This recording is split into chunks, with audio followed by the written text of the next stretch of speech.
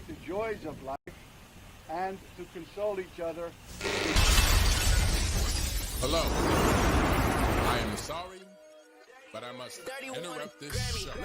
You know what it is? Hey, Ham Solo. It's time, baby. Low. Let's turn out we do. Hey. They said we said we hit. They said we said we on. They said we said we strong. They said we said we go. We say that you heard right. We say that you heard right. We say that you heard right. We say that you heard right. They said we said we hit. They said we said we on. They said we said strong. They said we said we go. We say that you heard right. We say that you heard right. We say that you heard right. We say that you heard right. Man, I swear that it's imminent. I've been going so hard on my penmanship. About to go in and buy me a whip. And I pull that shit fresh off the dealership. I can leave you in red like an Xbox. Got me laughing at you like you red fox. Got you chasing Hot Wheels like a matchbox. EA running the game and it don't stop. Super cold like I'm playing for Blitz. Got you all in my sights like Red Dead Redemption. Never gonna slip on my pimpin'. Better get out my way, bitch, I'm on a mission. Really ain't no competition. I'm steady grilling opposition. I'm get up and ready to win. They can play it how they play, but fuck what you say. I'm getting this money today. Last of us like a dying breed. Down the ride like a noble steed. Fatality moves, I make it bleed. That's on any game, that's on any screen. Shut up and give me your money. They said we so lit. Even if I take an L, we coming back just to show that we don't quit. They said we hit. They said we said we on. They said we said we strong. They said we said we go. Greetings and salutations, ladies and gentlemen. Welcome to the latest installment of BullSittin on TSWS Gaming. This week, we've got Xbox dying once again. At this point, Xbox is akin to necromancy with the amount of times it's died and come back.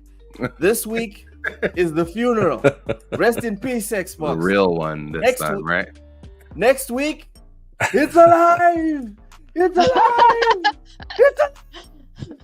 I'm your host, Loke7, and joining me today is the lovely Nintendo goddess, Cozy Beluga, Mr. Behind Them Sticks, Ham Solo, the man that likes games more than anyone alive, Mr. Matt Likes Games, and our tech specialist with just 1 year in IT in terms of experience, Mr.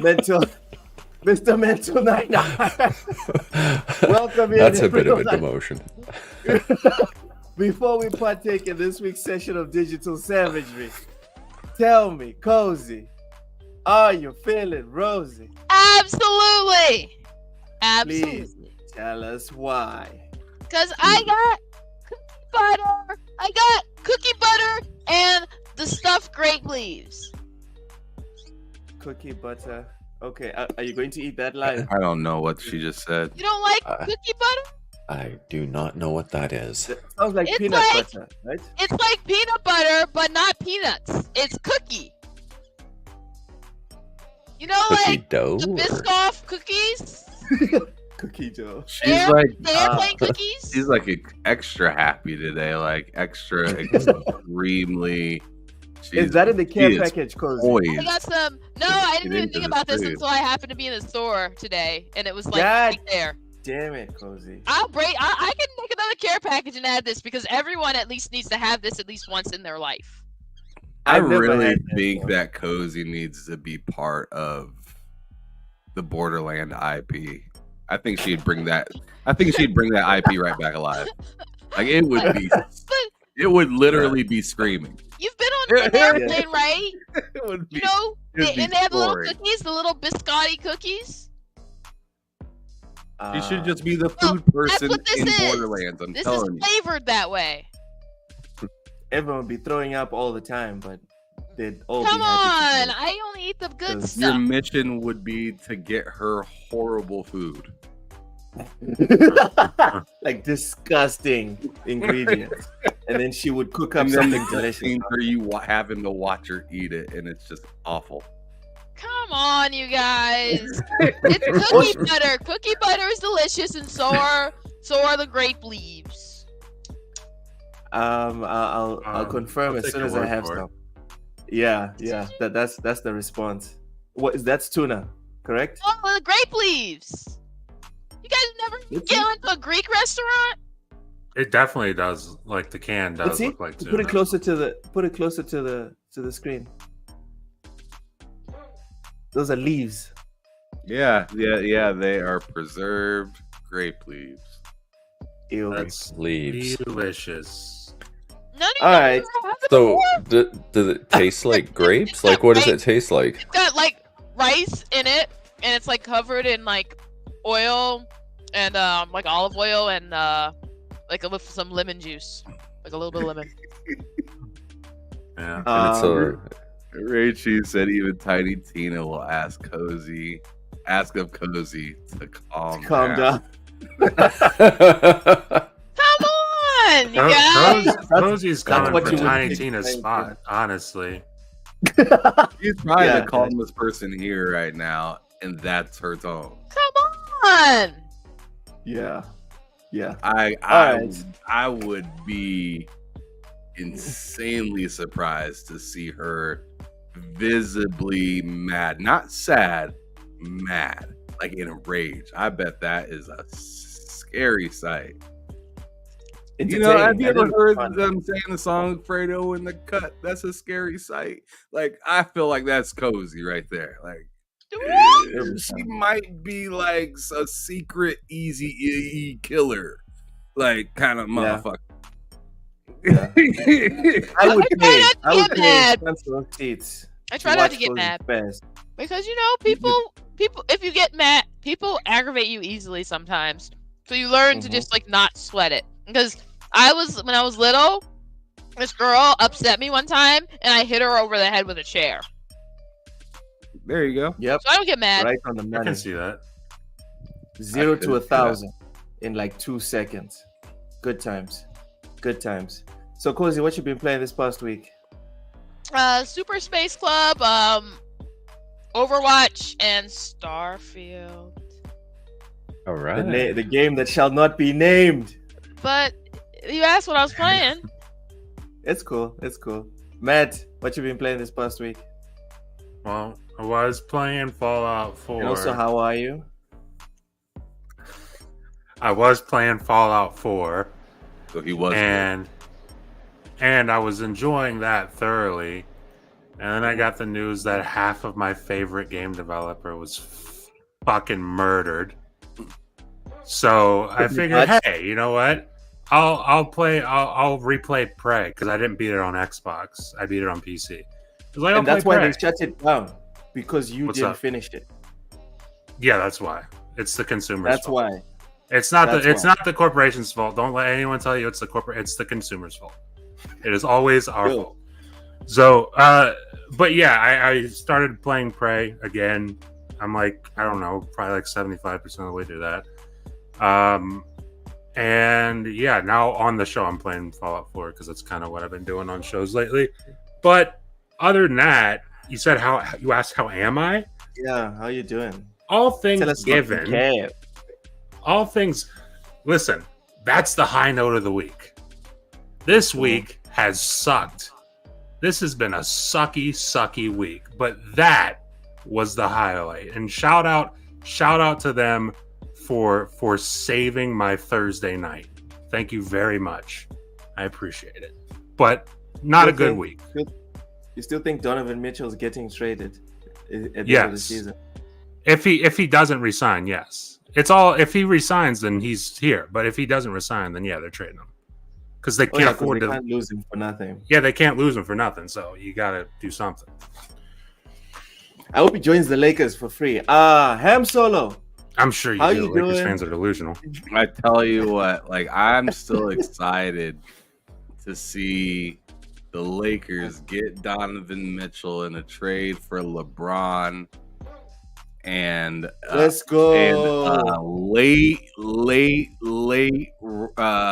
draft choice so they could pick up Bronny and do what the Cavs do. It's cool. I'm telling you, it's LeBron's gonna done be anyway. it's gonna be a good time watching Bronny play with his kid at the Cavs and just watching Matt deal with it. It will be a hell of a time. He does not like LeBron, so Yeah, he's an even bigger Bronny fan, which is great. What? He You deserves like to be Bronny? drafted. Matt, you like Bronny, but you don't like LeBron?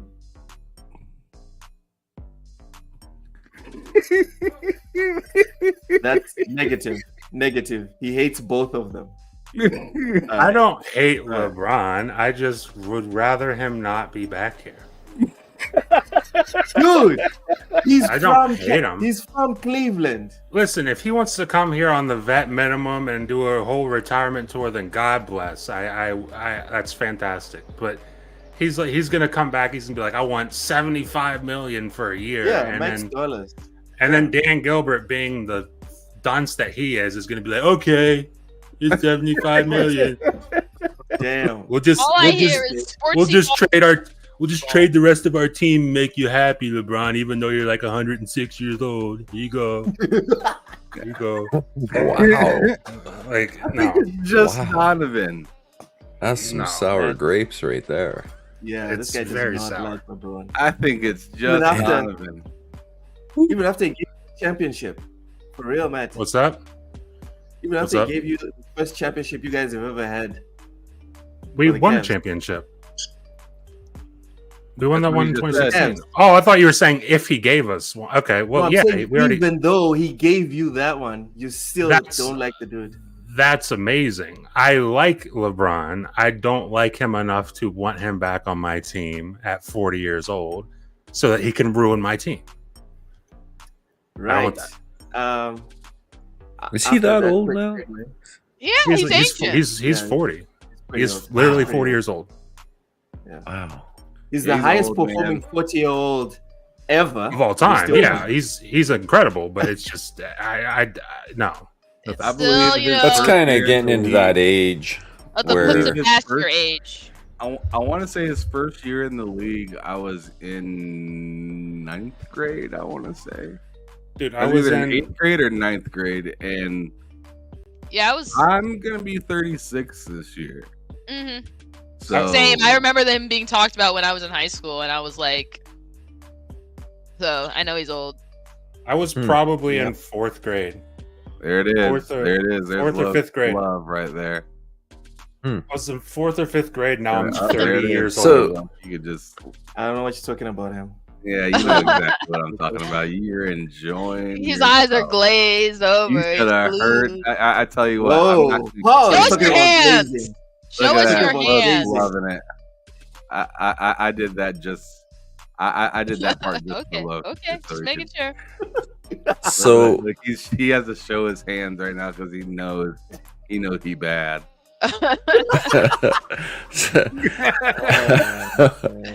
You guys really suck. And Ham, when I was talking to you in confidence, bro. You Why you were, already and I exposed tell me? you Yeah. what, I'm not gonna reveal the things that you were saying. I'm just gonna. God say, damn it! When you that say it there- like that, dude, what the fuck, bro? I'm not. You know what? I'm Just not stop. gonna do Just that to you. stop. let me get. I can probably guess what the topic was. I mean, I don't know if you realize this, Loke, Your but on words my are monitor, safe I with can me. see your screen in your glasses. So So just stick with me. So what? What's your point? he takes them off. What's I can't do your point? that. I can't do that. Today's not a good day for me Let to me- take off the Let me glasses. tab. Just 2 seconds. All right. Yeah. What is it? What is it? Wow.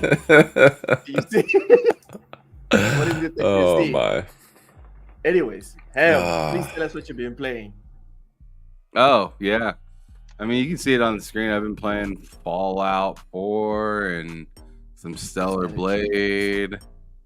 Let's see, some NCAA 14. I played that for a few hours last night. Loving that because NCAA 25 is going to be coming out, and they're going to be announcing that here in the next couple weeks. So I'm absolutely ecstatic for that because that game. It's been Muted Cozy.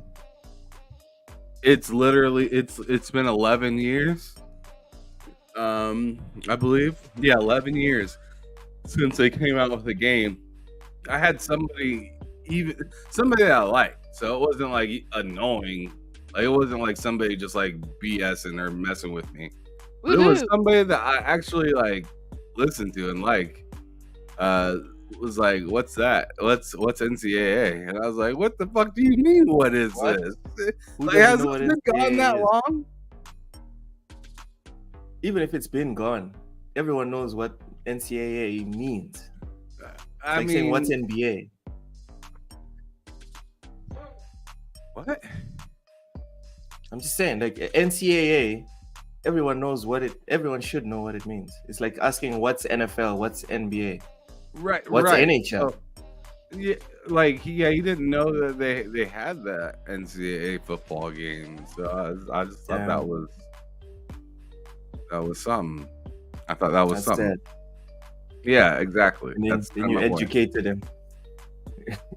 I mean, not really. I was just like, EA, you need to get out here and do something. I mean, I'm not a teacher. Or at least so I'm you're not there. adding them. As soon as them checks clear, man. You know my account number.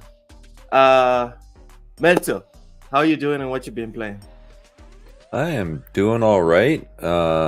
Been playing Stellar Blade. I actually haven't gamed much this week. I've just been too busy. On PlayStation and Fallout 4, I've been playing a bit here and there on my Steam Deck. And a little bit of RoboCop still on PC. But I like I say, I haven't gamed much. It's been, when I have, it's been mainly Stellar Blade. And Cozy, you're on mute or something. I saw your mouth moving, but and other than that, I'm a little torn. NHL playoffs are on, and my two favorite teams are playing each other, and it's always tough in that scenario. But I guess it's a win-win no matter what. Like, no matter who wins, I'll still be somewhat happy. But I do have a little more of a favorite, just because I lived there for so long. But anyway. So you do have an actual favorite that you would I do. Yeah, I do. And they won the first game. And game 2's tonight. Canucks versus Oilers. 7-game series as well in the NHL. Yeah. Oh, yeah. Okay. Nice. I didn't know you used to. I didn't know you used to live in Texas too. No, What? Vancouver Canucks, Edmonton Oilers. Sure. He's talking about the Houston Oilers. Yeah. The Houston Oilers. more like the Houston Astros, the cheating Astros. But let's not get into that. So welcome everyone. Before we get into it, welcome Duck Zone 2525, Raichi, Sapo, Drawn TJ already with a super chat. Thank you so much. Says Xbox is not dying. Watch the Sarah Bond interview. COD will be in Game Pass. Hi guys. Have any of you had cookie butter? That's for the chat. Has anyone had cookie butter? Too big. Thank you so much for the super chat as well. Says, good morning TSWS and chat. Welcome in Pixel Bit G. It's wrapped in leaf oil with rice. Okay, I was talking about Cozy's thingy. Oh, so he's sophisticated and knows food. Let's call it that. Mr. Joanna Dark, my brother in Kojima. Welcome in. Banti Wagwan. Vic, the motherfucking click, only says hi to Cozy, but we still like him. Jesse B, welcome in. Yep, that's pretty much everyone welcomed in. Ham, do you want to put in the video so we can watch Sarah Bond explain to us why everything is going to be okay? Okay, yeah, sure. Let me go on ahead and get that on the screen. Yo, Matt, chill, bro. The video's not even up. You're already scoffing. He's already scoffing. Let's watch the video. Heated. You don't have to. Okay, never mind. I'm not going to say it. Also, I haven't watched the video. I've seen I a lot of haven't either. No, people have been putting snippets on social media. I was like, no, I want to get like an authentic reaction watching it live. So I think Drawn TJ's been away from current events. It's not that Xbox is dying; it's already dead. Like, yeah. Damn. I mean, Chill, bro. I'm just kidding. Oh of shit! course. Pause. Ham, please pause the video for two. Our guest just hopped in, and I just saw the chat. My bad. My bad. Oh, Oh. snap. Triple Mr. Combo Triple! Welcome. Gaming just hopped in on I did not know we had a TSWS. For guest anyone, there. Let's go. I've been here for yeah, for anyone that doesn't know, I've been trying to get Triple on the show for weeks now, but because he's always on the Wise Old Gamers podcast, he's never on. This week, luckily, Wise is busy. There's no Wasted with Wise today, so Triple is right here live on TSWS. How you doing, Triple? I'm doing okay. Bit shooken up because I was scrolling through Reddit and I saw people posting pictures of broken guitars. I was like, oh, that's unfortunate. And then I knocked my guitar over immediately. So What? And then yeah, it's fine. I didn't break anything, thankfully. But I was like, man, I probably shouldn't jinx myself. And then immediately after, I hopped into Dead Space playing Impossible mode, so that's got me nervous and on edge. So yeah, knocking over stuff, playing horror games. Have you ever had cookie butter? Maybe I don't know. Maybe when I was a kid, when I don't exactly remember. Maybe, so I can't say yes or no. Is it good? Yes, it tastes like spreadable Cookies. cookie. Oh, okay. Like She's those out biscuits. here. Everybody in the chat saying it's Are you really getting good. promoted for that? Or you're No, just I'm just saying That's what it's I'm good. saying. She keeps bringing it up. I've never met this What? many people who haven't had it. Well, No, I it's mean, just look, crack. Stanley Francois says cookie butter is crack. LOL, amazing. cookie butter And she is kind of sounds like a crackhead right now. So there you go. Biscoff. Do they sell it at Walmart? Maybe. Yo, pause. You guys ever She had sounds crack? like what? No, Wait, no. you guys she has haven't? not had. Okay. And on that note, Triple, what we Yes. usually do on TSWS is we try to break the ice with all of our guests. Keyword being Okay. try. Try. Lower the Okay. camera just a little bit here. Do I gotta? So do I'm I going to gotta ask like? you a couple of questions, and I promise no one is going to judge you for the rest of the show. Like, Oh, that would never happen. This is Lokes At least No. not out loud. At least not out loud, right? That's how it works. No, Loke You will. all- you all No, done that. I The would- the good thing about No this one will moment take is any the cheap mic- shots at you. Don't worry about it. Okay. The good thing about this moment is that the mic kind of like, you know how it suppresses outside sound so you don't hear much. So you won't hear, like I said, this is Loke's TSA moment. So you won't hear the snap of his gloves when it's time. wow. Enjoy the beginning of the show, brother. Stanley Okay, let's- Francois says we're judging here, boy. Okay. I'm gonna just answer 50% Truthfully. truthfully, and whatever makes me Right. looks the best, I'll go that route. Put your hand up and say, "So help me God." All right. I swear to tell the whole I truth wanna- I and don't know if I nothing wanna but do the that truth. part, you know. All right. I All don't- right. Here we go. So first off, and this one you can make this answer as long or as short and sweet as you'd like. All right. Okay. How did you fall in love with gaming?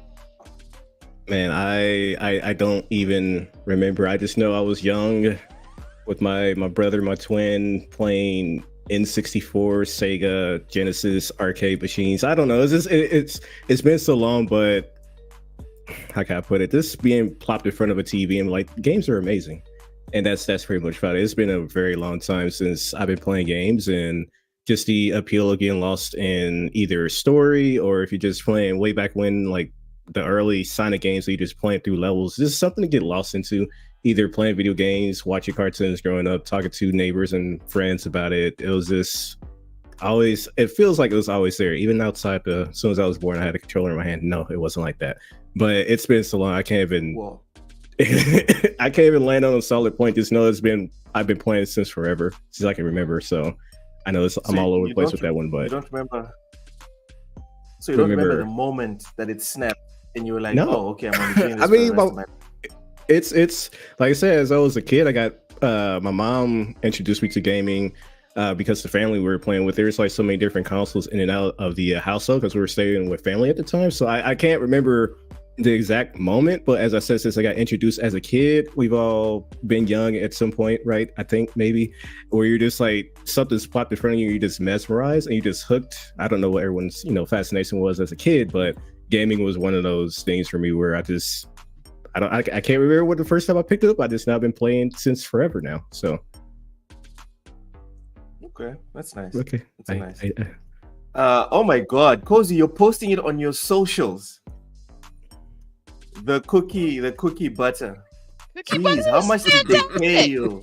She is. How much are you did sure they you're pay not you? being, like you have to be getting Cookie, sponsored, you don't right? understand. The only reason I haven't touched it yet is YouTube. because I can't find a spoon. I only have one. I think I may have left it in my work locker. Cozy, Let's go YouTube get has one. a policy. You have to disclose sponsorships. All right. It's just you guys just haven't had it, so you don't understand.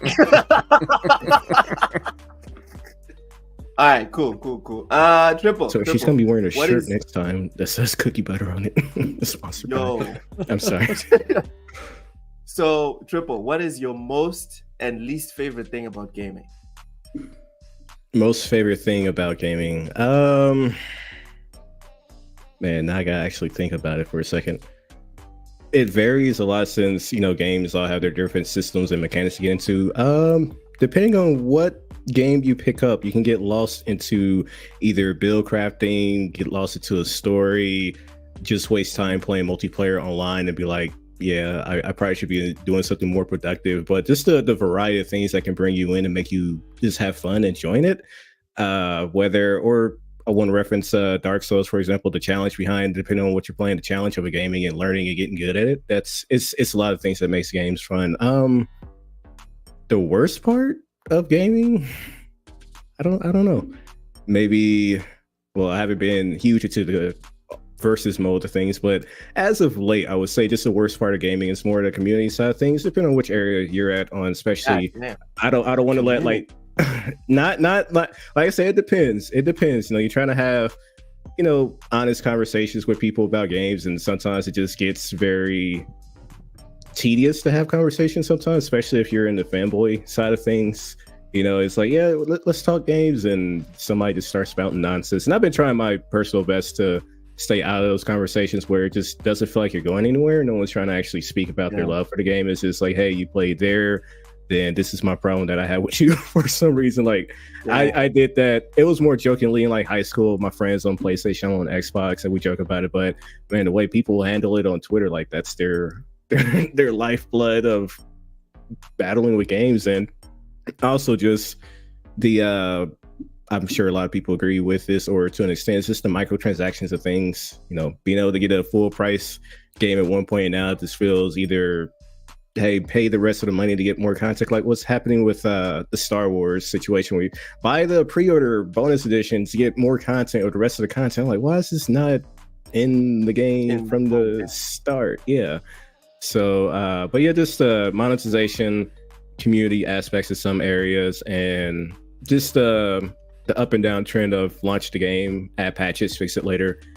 Starfield, I was playing Starfield day one, and then there was a bug where one of the NPCs was stuck outside of the map, so it prevented me from finishing the I mentioned this before on Wise Show, but the Ryujin quest line. I couldn't finish that. I could not finish that because the NPC was stuck. And they didn't fix it like a proper patch. I tried to fix it myself on PC by using console commands, but that got rid of my ability to get achievements. So it took them till maybe April, March to properly fix it themselves. So I'm just like, man, that's fun. It was a long time. So that's why I have not been playing Starfield as much as I want to, because I got close to the end of beating the quest after a very difficult stealth mission that was not meant for. Starfield was not really built for stealth. So I struggled through that, and I finally get to the end. It's like, all right, just turn in the quest, and I'm like, where's he at? He's literally just way out on the map. I'm just like, I don't want to play this game no more. So I went back to playing Destiny like I always do. So fun times. Tread carefully when criticizing Starfield. That's all I'm Yeah. going to say. I'm just saying. And when talking I mean, up Destiny.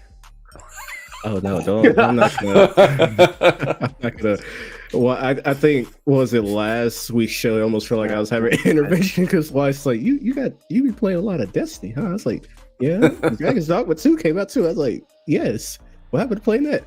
It's a good question. Damn, that's like 1,000, almost 1,000, more than 1,000 hours in Destiny, correct? I'm about like 2,000 plus hours in Right. Destiny.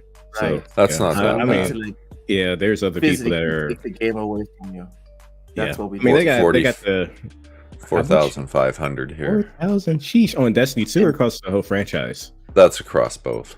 Okay, I might be around that. I have to double check. I know with Destiny 2, it's at least 2,000 for me. I don't know how many hours I got into Destiny 1. Yeah.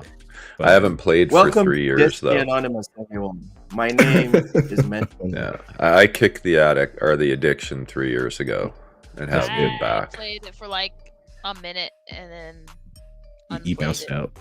How do you unplay the game? What?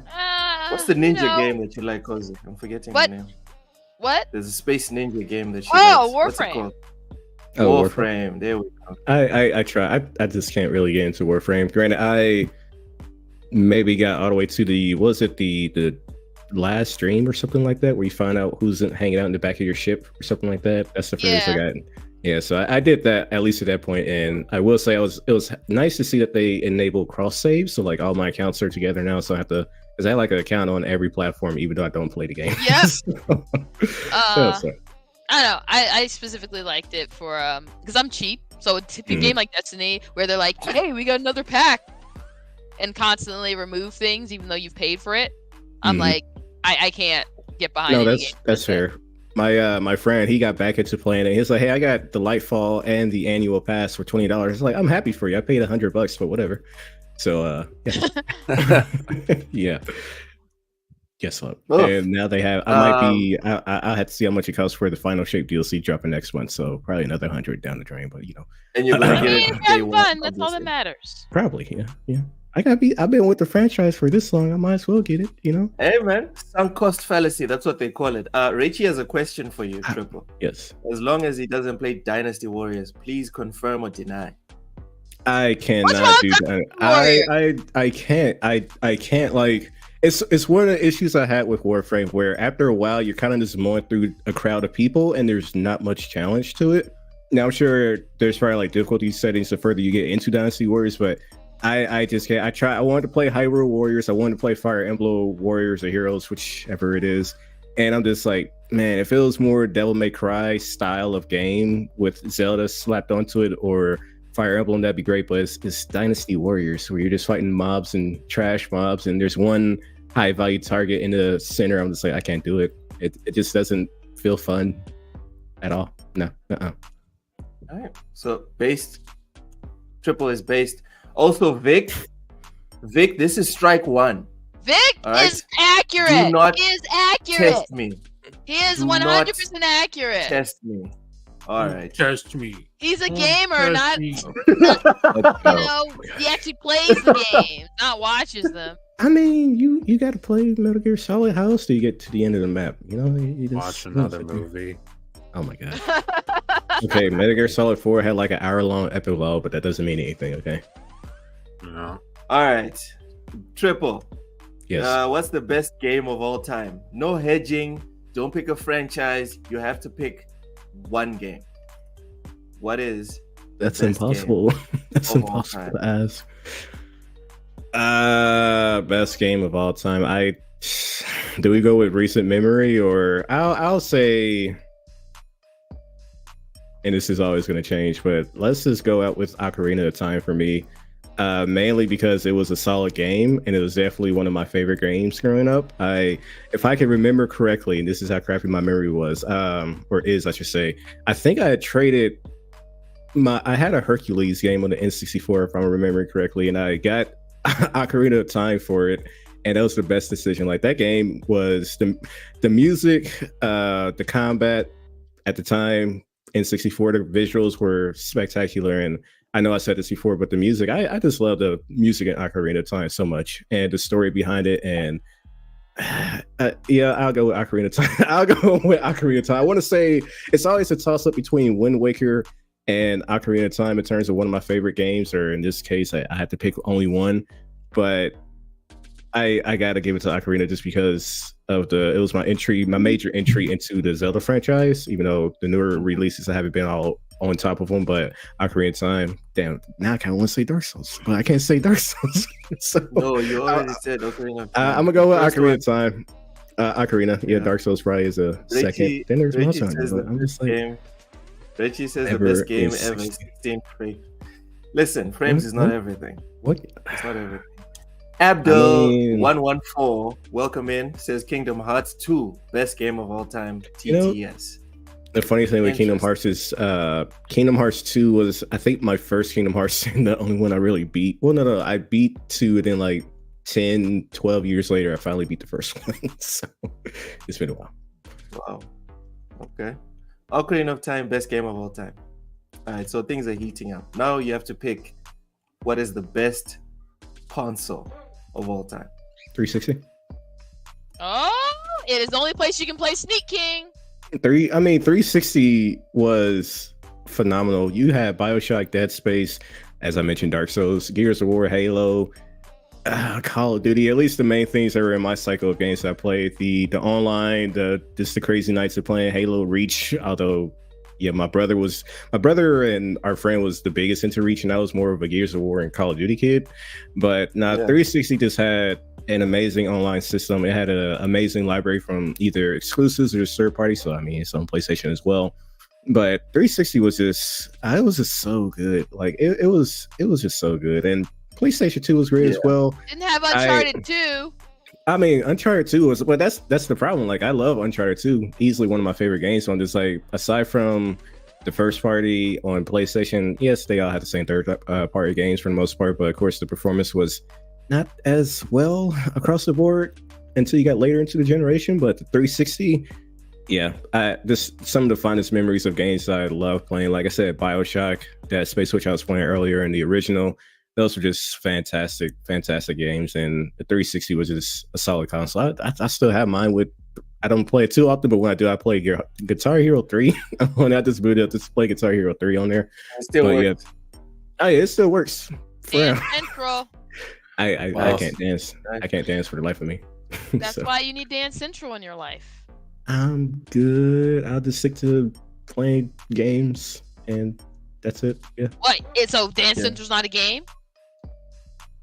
That don't involve my feet being moved. I'd rather just sit with the controller in hand. So let me get this right. You said you still have your 360, right?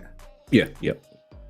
Do you still have your like Xbox One, or do you have an Xbox One, or did you never get one? No, I have an Xbox One as well. Unfortunately, I had the base model, and then I had the One X, and I lent it to my brother, and then the HDMI port stopped working. So it's just on sitting the One X. It's just sitting in a room across from me. I'm just like, I can't play. I can't use it. So, and One X was great. Like, I know I had to look at the backwards compatibility library on the one, but I'm just like the 360. It had it all. And the one was, it was all right. It was a solid console, but Hold on, 360. I'll be right back. Continue. Yeah, I was just saying the 360 was just, like I said, I had more fun memories on the 360. And just a very brief history of the platforms I played on. N64, all the PlayStation platforms, hints of Sega Genesis, because like I said, the household I grew up, it was like family members had various consoles. So again, I had there's no second places here. Oh no, I'm just giving a brief history of what platforms I played on. Okay, go ahead. Yeah, go ahead. And like I said, all the PlayStation 1, OG Xbox and up. So, but out of all the platforms I played on, like 360 was just really good. Yeah, the one. Also, the 360 is the one Xbox console, in my opinion, that you can actually put above the PlayStation that released alongside it. In my opinion. PS. Like I'm not upset at anyone that says the 360 was better than the PS3. You know, the PS3 was it was good. PS3. Yeah, your Demon Souls. I always confuse myself on whether it was Demon Souls or Dark Souls I got into first, but yeah, your Demon Souls, your Uncharted 2s, your Metal Gear Solid 4s, which I have Little Big on the Planet. shelf. I never played a little bit. I dabbled and I just couldn't. It wasn't for me. You know, I'm sorry. The problem with every PlayStation prior to the 4 for me is the controllers were made for people with tiny hands. Yeah, I can't use it. Drive me insane. I went back to playing Resistance, and I play for 15 minutes. My hands are getting tired.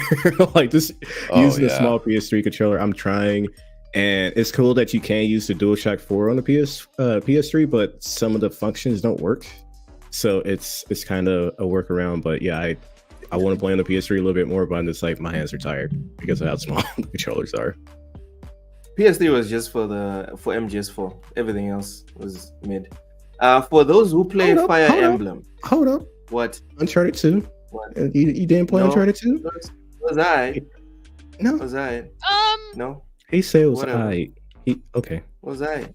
All right. Back to Fire Emblem. You were about to say something about Fire Emblem. For those who play Fire Emblem, what's the best one? Raichi, thank you so much for the super chat. I don't know. Do I have to say I only beat one? Awakening is probably the one I'm gonna go with. I was gonna go with Awakening as well. That's the only one I played, honestly, and it was good. Yeah, I didn't really like the series before that, and I definitely don't like the series after that. I guess I didn't like the series, and Awakening was an outlier. That's fair. I played a little bit on the Game Boy Advance. I forget which Fire Emblem, and I just couldn't get into it. Oh my gosh. I think that's what happened. Like, so initially, Fire Emblem was not like what you'd call like a very weeby game. No. And then the newer ones, they definitely are though. Waifu Simulator moments. Yeah, the newer ones are very weeby, but the older ones weren't. What was the other one on the DS? The Birthright. Yes, I have that one. I haven't played it yet. Birthright, Conquest, and something else, and I wanted to pick those up after playing Awakening, but then I saw that they did the Pokemon route, and I was just like, I don't want to. I don't want to try to figure this out. So yeah, Awakening is the only one I beat. I have 3 houses, and I just haven't sat down and tried to get into it. So yeah, I feel like Awakening was the best merge of like the more modern mechanics, but with like still more traditional as far as like a lot of the other story and stuff. Mm-hmm. All right, so now, depending on what you answer, Triple, you either staying, right, or we're kicking you out, or I'm kicking you out. Okay. All right, so pick wisely. Right. Okay. What is the best current console? So your choices are PS5, Xbox Series X, S, or Nintendo Switch. So consoles, leave PC out of it. Which one is the best one? I can't really answer this with proper, what's that word I'm looking for? I only have the Series X, so I have to kind of default to the series. So, specifically speaking on my player experiences, that's all I have. I have to go. PS5 is the best. I don't have a PS5. How am I going to vote PS5? But if we're talking about like news or community reception, definitely probably. Sir, what's the best one? Series X, PS5. That's your final answer, Series X. You want me to say PS5 and I don't have a PS5? How am I gonna what are you? Look, are you just cornering this man? Like bro, I mean, I could say the Nintendo Switch.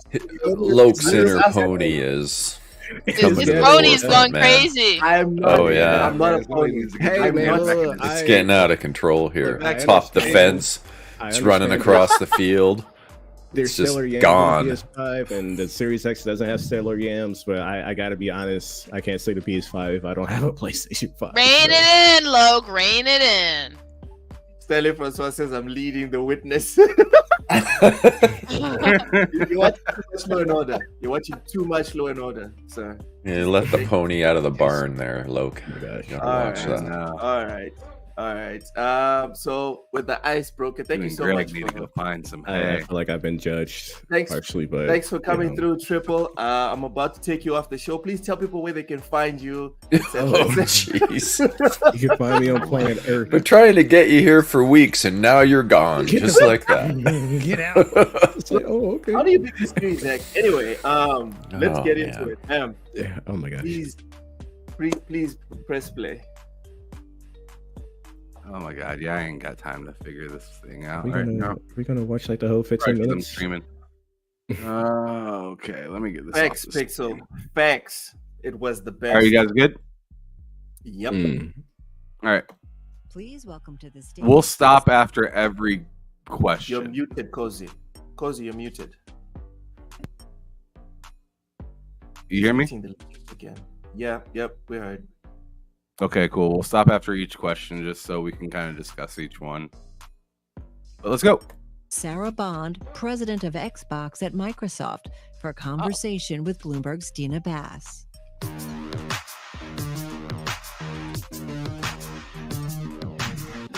Okay. I want to start talking about the industry in general.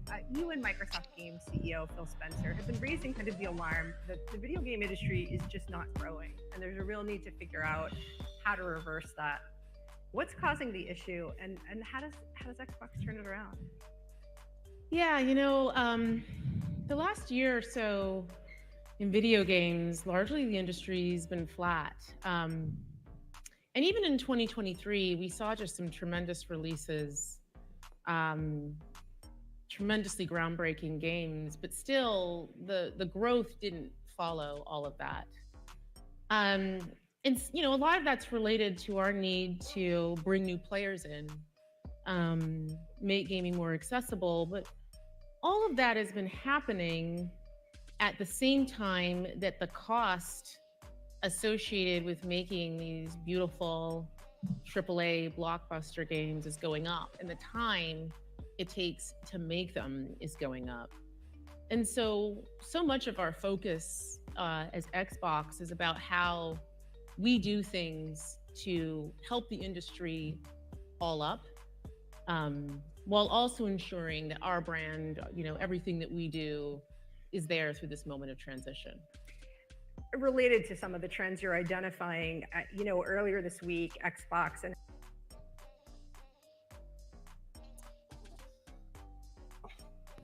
So essentially, the question that was being asked is like she was supposed to be answering why isn't like Xbox or console gaming or gaming in general growing. If I caught that right, did I? Yeah, I mean, yeah, that's about right. Anybody want to go first? I mean, if we're talking about our answer, it was a non-answer. Yeah, no. The next question that was about to be asked is even worse non-answer. I heard a little bit. I mean, exactly that. It's more of a question on. It should have been more like, why isn't console gaming growing? Because if you can still see across, at least on mobile and various games on PCs, well, specifically COD, like revenue is still coming in on consoles or at least gaming in general. And so the growth part, and like generally speaking, like you're still making a lot more revenue. You're making insanely high figures in games. So in general, gaming still seems to be growing in terms of revenue overall. But when it comes to the console side of things, that's where the decline, the flat line is. And many people have, said over the year, look at how many consoles were sold with the PS2, which was like 120, 160 million, between that range. I don't know at the top of my head. And then as the generations continue, it's the same total console sold. So that shows you, at least in the console space, nothing's really growing. And the mobile market is just, as I mentioned before, just raking in cash, and more people are getting into mobile gaming, and Battle Royale and Fortnite and stuff like that are bringing in even more money. So yeah, it's the question that was asked probably should have specified what area of gaming she was asking, and that probably would help things out. Like I said, if you're saying console, then what her response would have made sense. But in terms of general gaming, like I would say it's growing more than likely. Like at least that's what I think. But that's just... yeah, I was gonna go in on this myself actually. So the question is, why isn't console gaming growing? I feel like the real question is why isn't your console growing, right? And agree. And the answer to that for me is simply, well, what do you want? What or like what are you counting as needed in this situation? Are you counting consoles? Like I pretty much have like a second question to ask her. Damn near. Like, are we looking at subscriptions, or are we looking at or are we looking at game sales? Because sure, you can have a great sell of hardware, which is cool, but like I think the attachment rate of the video game itself is more important. Eventually, if you have somewhat decent of a fan base, so if you have 25 to like 50 million people on your fan base, an attachment rate for a video game is extremely important. So like if you have that, let's say you have 40 million or 50 million people on a console, but you have a first party game that only sells 5 million copies, like that's not good. Like that's not like that, and I feel like that's been happening more often than not for like a lot of these companies outside of Nintendo, and that's because the games that people like, when people buy a Switch, the games people are looking for are the ones that Nintendo provides. So the attachment rate, like even if you look at the Wii U, the attachment rate for the games on the Wii U were good. It's just the Wii U wasn't good. like that was the problem. But the attachment rate to the games that actually were on the Wii U were good. So like, it's pretty important to know what direction you're kind of going with your crowd, and that way, you know, once you figure out the hardware part, like everything else is kind of easy then, because you already know what you're making or know what you're putting onto the hardware or something like that. So, I mean, really, in my opinion, like if let's just say they're looking for both, we want sales and we want high growth in subscriptions. It's as like, she could walk around for 10 minutes and answer the question if she wants, but the real answer is great games and consistency. Like it's really as simple as that. Like if you have great games and a consistent influx of games coming out, people aren't just gonna sit on their hands and say, I like PlayStation better and it doesn't matter, or I'm only playing on this and it doesn't matter. Like, they will, sure, they'll maybe keep their PlayStation or keep their Nintendo or whatnot, but they'll have a reason to go into your ecosystem as well. And if your whole point is to be as many places as possible, like, I mean, although Xbox is having a lot of bad press, which is very deservingly, they could possibly be setting themselves up for something good, especially seeing how many studios that they have. And, you know, the idea of, I mean, what she says later on, which we'll talk about, I'm not going to dive into it too much further, but like, there are things to be excited for on Xbox, although Twitter would tell you otherwise. Viva Pinata. Sure. Banger. But I mean, that's what I have to say to this first question. Is she kind of is very presidential with her answer, where she says a lot of stuff but doesn't say really much. A lot of words, no substance. But like, I feel like the simple answer is consistency, and I forgot what the other one I said was. Consistency with games and quality. Consistent messaging. That is one of the biggest. Like, that's been my one issue with this week.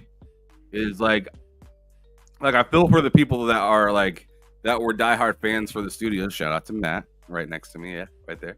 I feel for those folks because they lost a lot. But as for like do I have anything to look forward to? It still seems that way. Or, I mean, like, the only thing I don't need them to tell me is how much they love or care about something. Like, you don't need to tell me that. We know, we see how much you guys care about certain things. So please stop telling me how much you care, how you're nurturing or doing anything, because that doesn't do anything for me. Just tell me, hey, I have something new for you to see, and it's coming at this date, and I'll be there. That's it.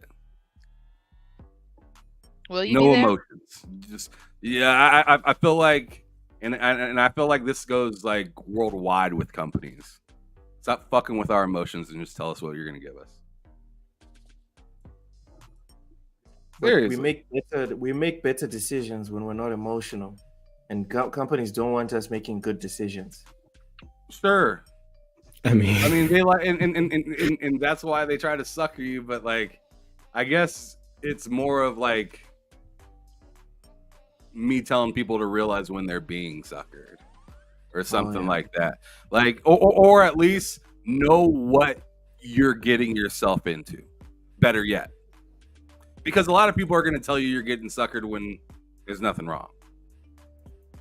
I mean, because they have an obvious like agenda at hand or something like that. But if you find something feasible for yourself, it works out for you, it makes sense to you, then do it. I mean, if solar panels are good for my house and whatnot, I got all the sunlight, I ain't got no shade or nothing like that. But my neighbor's not into that stuff. It doesn't matter. It doesn't bother me. I'm good. I took care of myself. He can do whatever the fuck he wants. I'm good. And as long as it makes sense to me, I'm happy. And that's all that I'm hoping continues to come out from Xbox here on out. There's a lot of noise, but there's always a lot of noise. So, as Luke said earlier, it's Friday. It's Friday. It's Friday. It's nothing more, nothing less. It's Friday. Matt, you've been quiet, man. I mean, like in regards to her answer, it's like it's just not an answer. It's not really an answer at all. I mean, like I have more broad thoughts, but I feel like those are kind of things we'll talk about the further we get into this. But as for that question and that answer, she did a pretty good job not answering it. Yeah, she did. You can definitely tell which questions she's happy to answer. Yeah. In this interview. Like, there are like if you listen to the community, they'd say the whole thing was horrible. Right? But you can tell in there is segments where she is more like more electric.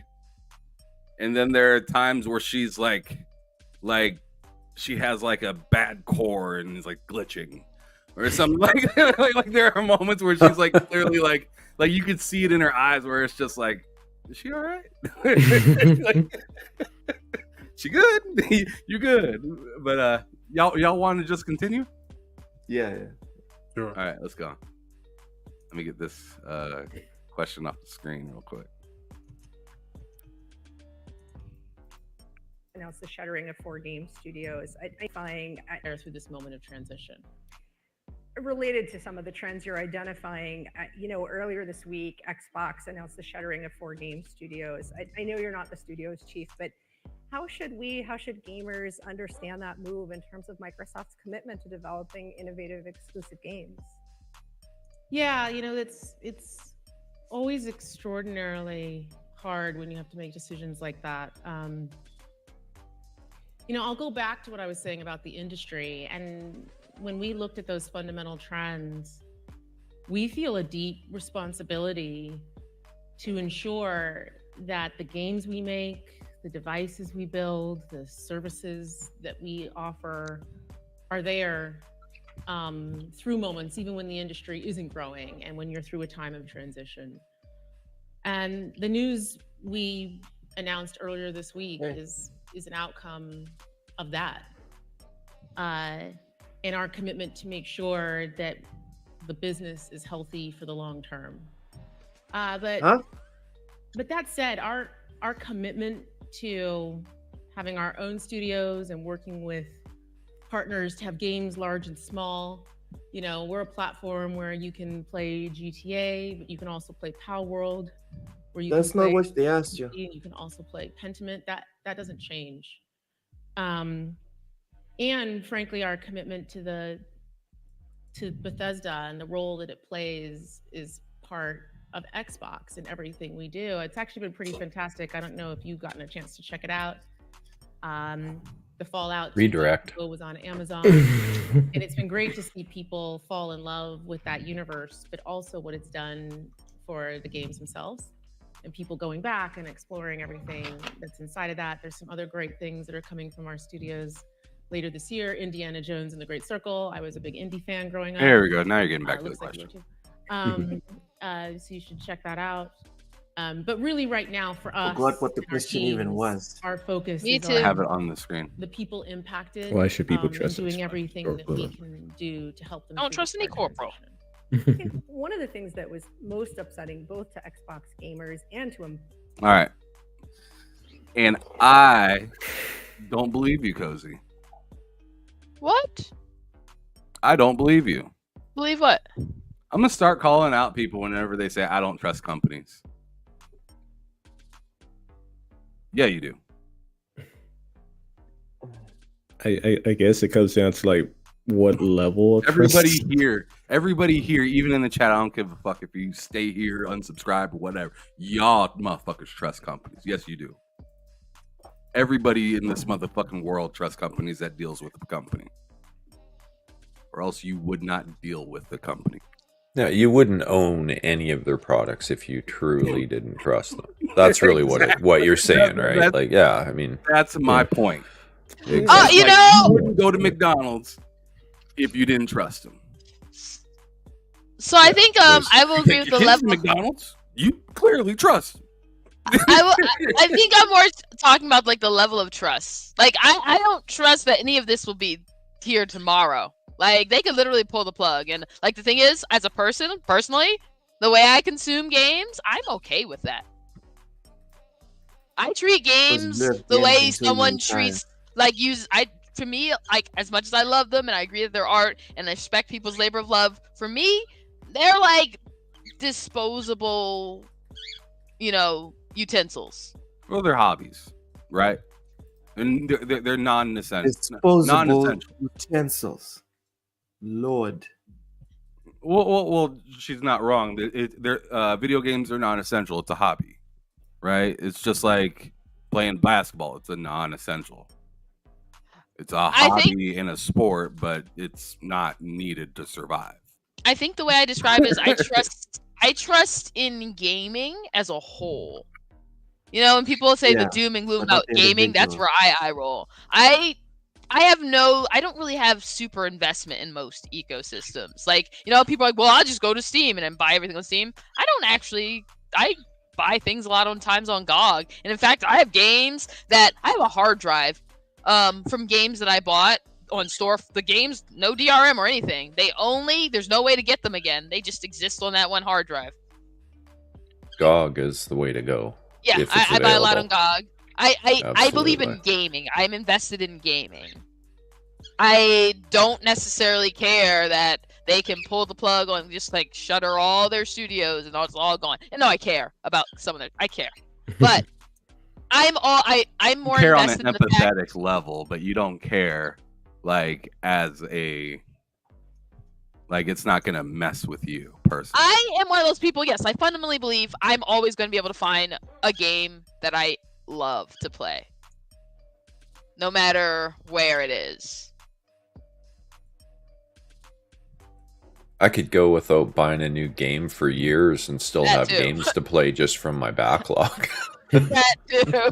Yeah. I don't even want to look at my backlog. It's not really a bragging Game point or 3 anything, without but I was I going can to play point Game 3 that is out. right now without using anything digital. No, that's fair. When people are like, "Oh my gosh, where are the releases?" I'm like, I got so many games in my backlog. I think I'm good if we Stop releasing games. we stop making them for a second. But yeah. Give us time to catch up. So yeah, I think it's like, I don't know. For personally, I feel like a lot of it is blown out of proportion.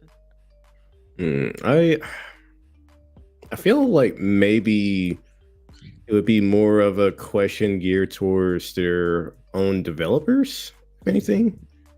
More so like, hey, you should come work with us because X, Y, and Z, and then you have a game like Hi-Fi Rush, which achieved what it achieved, and I know they have their own internal metrics on why they came to that conclusion. But if you put out a fantastic product like that, and the studio still gets shuttered a year later, then that is one of those. If you have someone saying, "Hey, we want people to be creative in their endeavors," and go from there, but they still close down, then I do think it's a fair question to ask, like, well, why should we trust you in that regards? But from the consumer side, how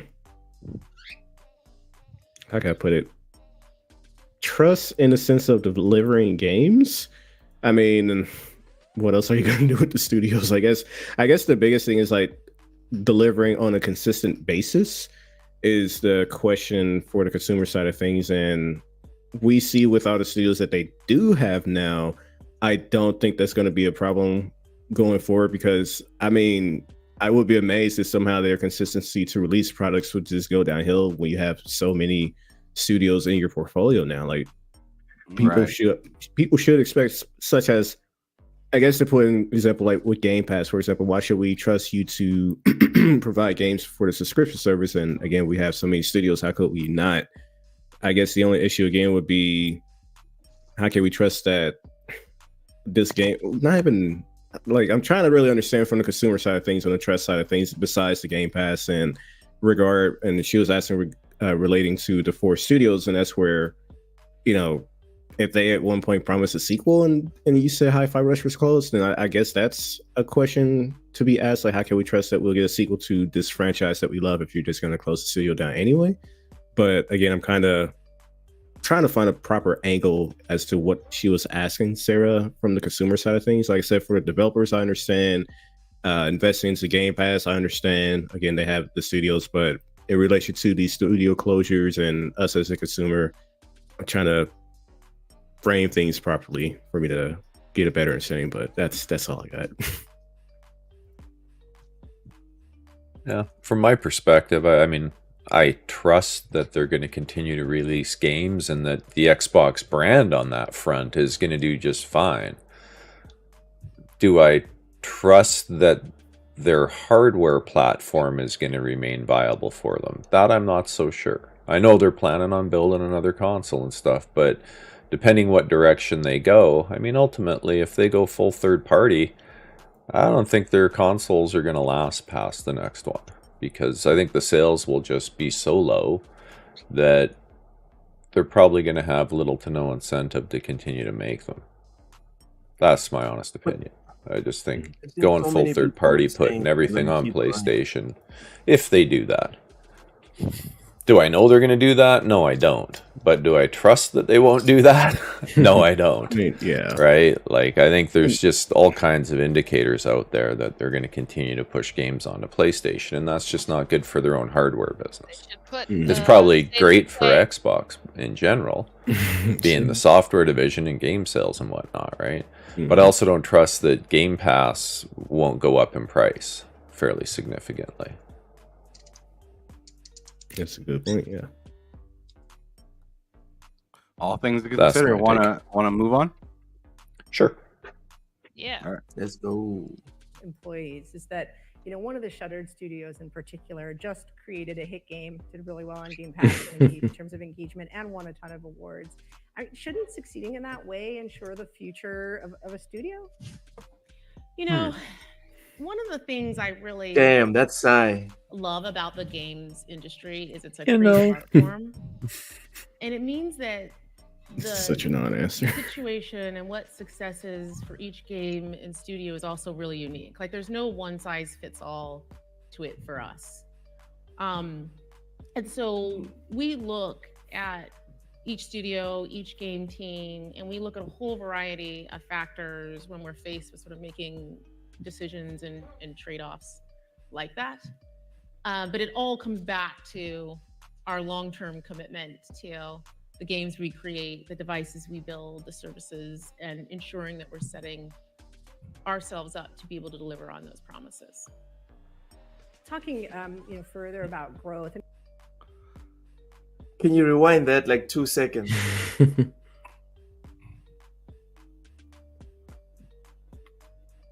Decisions and trade-offs All right. like that. But it all comes back to our long-term commitment to the games we create, the devices we build, the services, and ensuring that we're setting ourselves up to be able to deliver on those promises. Pause. Look at that face. Anyone else get the sense she doesn't necessarily believe what she's saying? Oh yeah. Like a lot of the times when she's looking off in the distance, I'm like, are there cue cards over there with her talking points that she's allowed to speak on? H word. I don't know. Warning. Everything she just said was a load of garbage. Where can I? This was definitely the worst part, I think, of the entire. Yeah, how she okay, I will say later into what she was saying, she sort of kind of answered the question on we look at a variety of different aspects to come to our conclusion, not solely the rewards and prestige, but the intro of wow, gaming is so diverse and creative. I'm like, what does that have to do with what was asked on why would you close the studio? Like, so that's the only I feel like we got some proper answer to the question. I'm not gonna lie, I see this. I just see the screen where it's paused at, and I feel like the belt's about to come out. She's why would you ask that question? I've seen that look on my mom's face I think before. the reason, actually, I honestly say Are you serious? About like gaming being diverse is because if you look at different studio, you can't look at the same studios and treat them all the same. Look at like a small game like say Pentiment. Mm-hmm. They pump that, and the thing about the time and stuff like that, like a game like Pentiment versus Hi-Fi Rush. I'm pretty sure they had no expectations for both of those games. But one of them cost significantly less in terms of time and money and got a Peabody Award, and it wasn't Hi-Fi Rush. I saw a wait, you said a Peabody Award? Yeah. What? Yeah. What's that? I don't. What's that? And pretty, significant award. It's like usually more it's like an award. But, yeah. It's a Pinky Out Award. Yes, it is. Yeah. Yes, it is. It's very academic. It's very academic. I tell you what, and I see what you're saying there, Cozy, because it's just like you say that, and I'm not saying that this was it. I'm not saying I'm condoning the actions of what they did, but I am saying that if you look at the price of what a Hi-Fi Rush costs, which I think a lot of us would say it couldn't have cost a crazy amount of money, and then you say, hey, but how about Vampire Survivors? And you're like, yo. It costs the price of like 5 pencils and a notebook to make. Yeah. 5 pencils. I mean, I think a lot of us would be lying to ourselves if we didn't believe that Vampire Survivors made more money than a Hi-Fi Rush did. And Hi-Fi Rush is like a fraction of the price. Correct. And Hi-Fi Rush was probably one of their only 2 games that actually made money. Let's be honest. Hi-Fi Rush was dope, but it just apparently didn't have the success that a lot of people thought it should deserve. And I mean, it got to the point that they were even willing to put it on the PlayStation to see if maybe the Xbox fan base is crazy.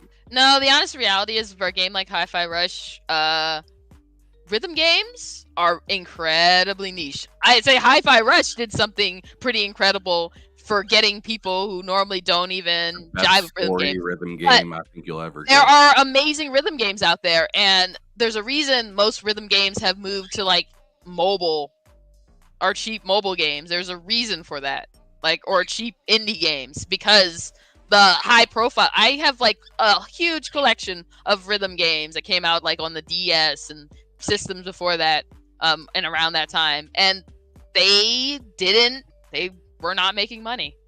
There's amazing rhythm games. They don't make money. It's super niche. I kind of agree with what Nate's saying in the chat. He says they didn't make it though, so it's not a factor for them. I think he's referring to maybe like Vampire Survivors or something like that. But I'm just referring to price versus.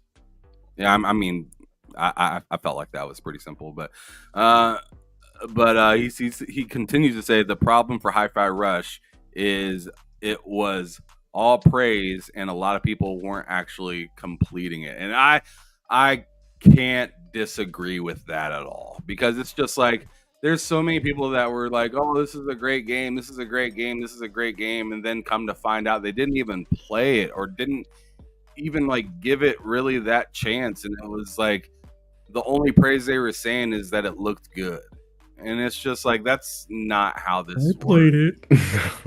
or like you played a couple hours of it, and like if you're actually gonna praise a game and like continuously praise it, like obviously depending on the length of the game, so if the game is like 20 hours long, I'd say you'd at least have to play a quarter of it to have a good idea on how to like judge a game. But I mean, obviously the more you play, the more reliable that your answer actually is. And I can happily sit here and tell you that I beat that game. It was a good game. It's sad to see that what happened to the developers, and I mean, kind of leave it right there. I mean, there's not much more I can say for that situation. But what I don't like is the disingenuous people saying, oh, they shouldn't have shut this down, but they didn't even touch the game. Oh, they shouldn't have. I never played it. Arcane, but they were so busy ragging on Redfall the entire time. Yeah. Like, it's just like, wait a second.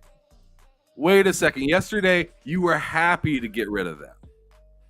And then today, when they do, it's a problem. And it's like, wait a second. You never wanted it. You never wanted to play this game.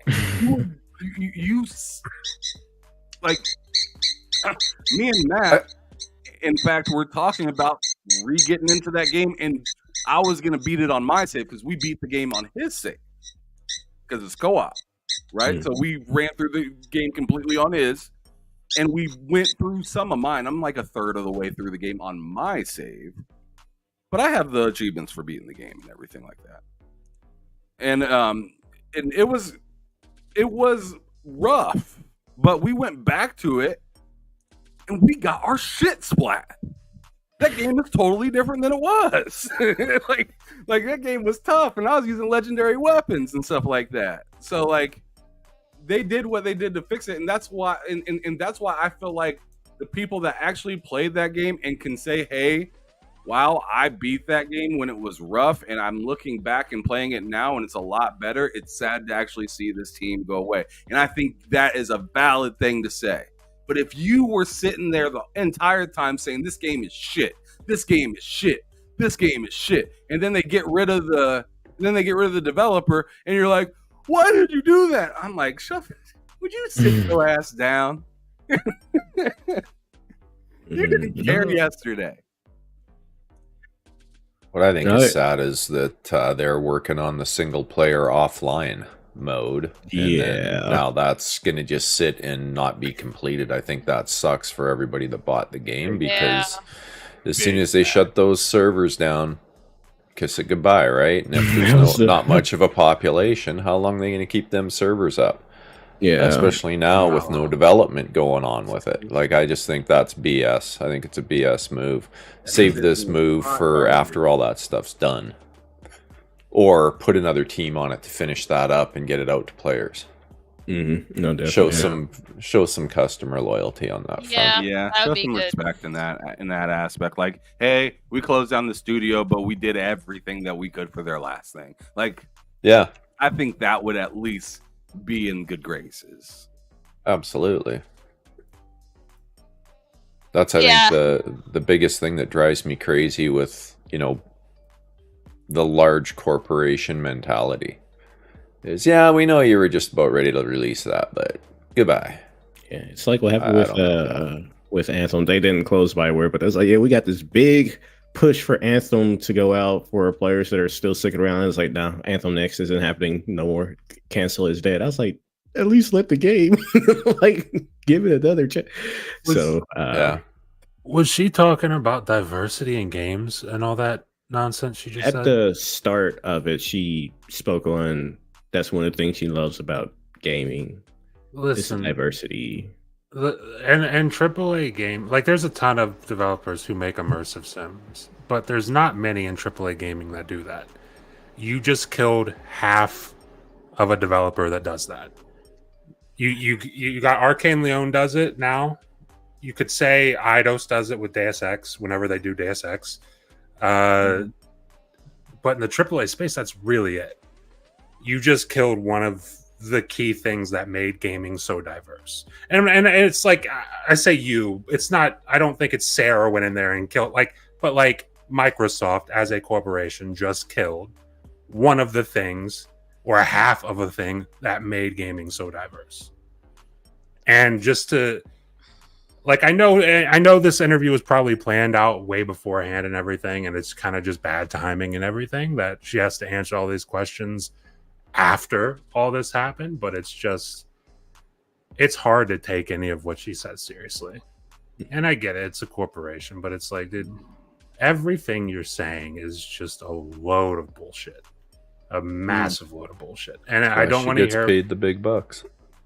Sure. And it's like, I don't like, I know you're gonna say you're bullshit and everything because, again, corporation, it's what you guys do, but like the whole like, oh, we care about diversity in gaming. You fucking don't. You really don't. That's tell us how you really feel, Matt. That's how I feel.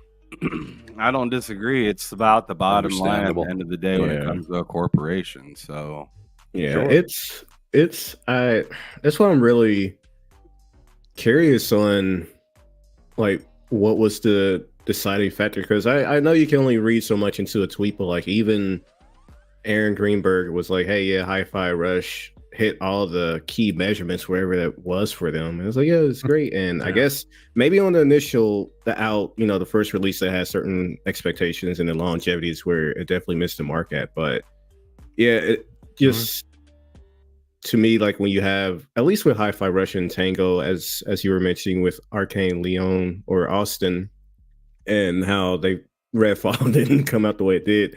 It's like I definitely understand saying like, yeah, they just didn't hit the mark. And sure, they were saying they wanted to pitch a possible sequel, a single player experience, but for how long? What was their game before? Prey? I think it was Prey, and then they did Redfall, and even Prey missed its marks, and then you had Redfall miss its marks as well. Yeah. So for Austin, I understand. Of course, never saying it's a good thing, but I understand why he would go about that.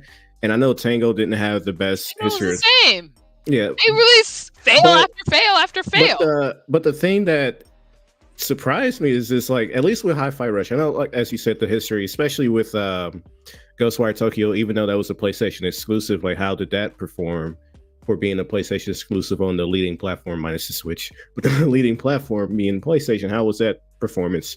So, but I know this is surprising to me when you at least with, again, Tango putting out Hi-Fi Rush, and for those that did play it, it was a fun, at least in my opinion, it was a great game. It got rewards at the Game Awards and different shows as well. So it had some, what's the word, like if I'm using prestige to it, but it still gets, what the was that your bird, Cozy? I'm sorry, yeah.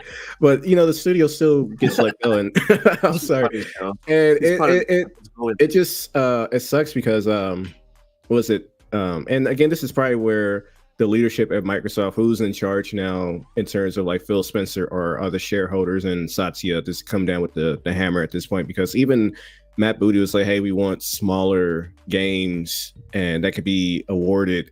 And one of the developers for Hi-Fi Rush posted like a picture of all the awards they won. And they're like, we literally did what Matt Booty is talking about and we're still closed. So what are you telling us? And again, that's why I say this could be a leadership thing above Satya and Phil. And I know people say Phil still has a call, but he still has a boss that he has to respond to. So that's where it's just confusing on my part. Like, who's making decisions? How did you guys come to this decision? Which he asked, like, for, and saying that they have a variety of aspects that they look at, but it sucks, man. Small, efficient games.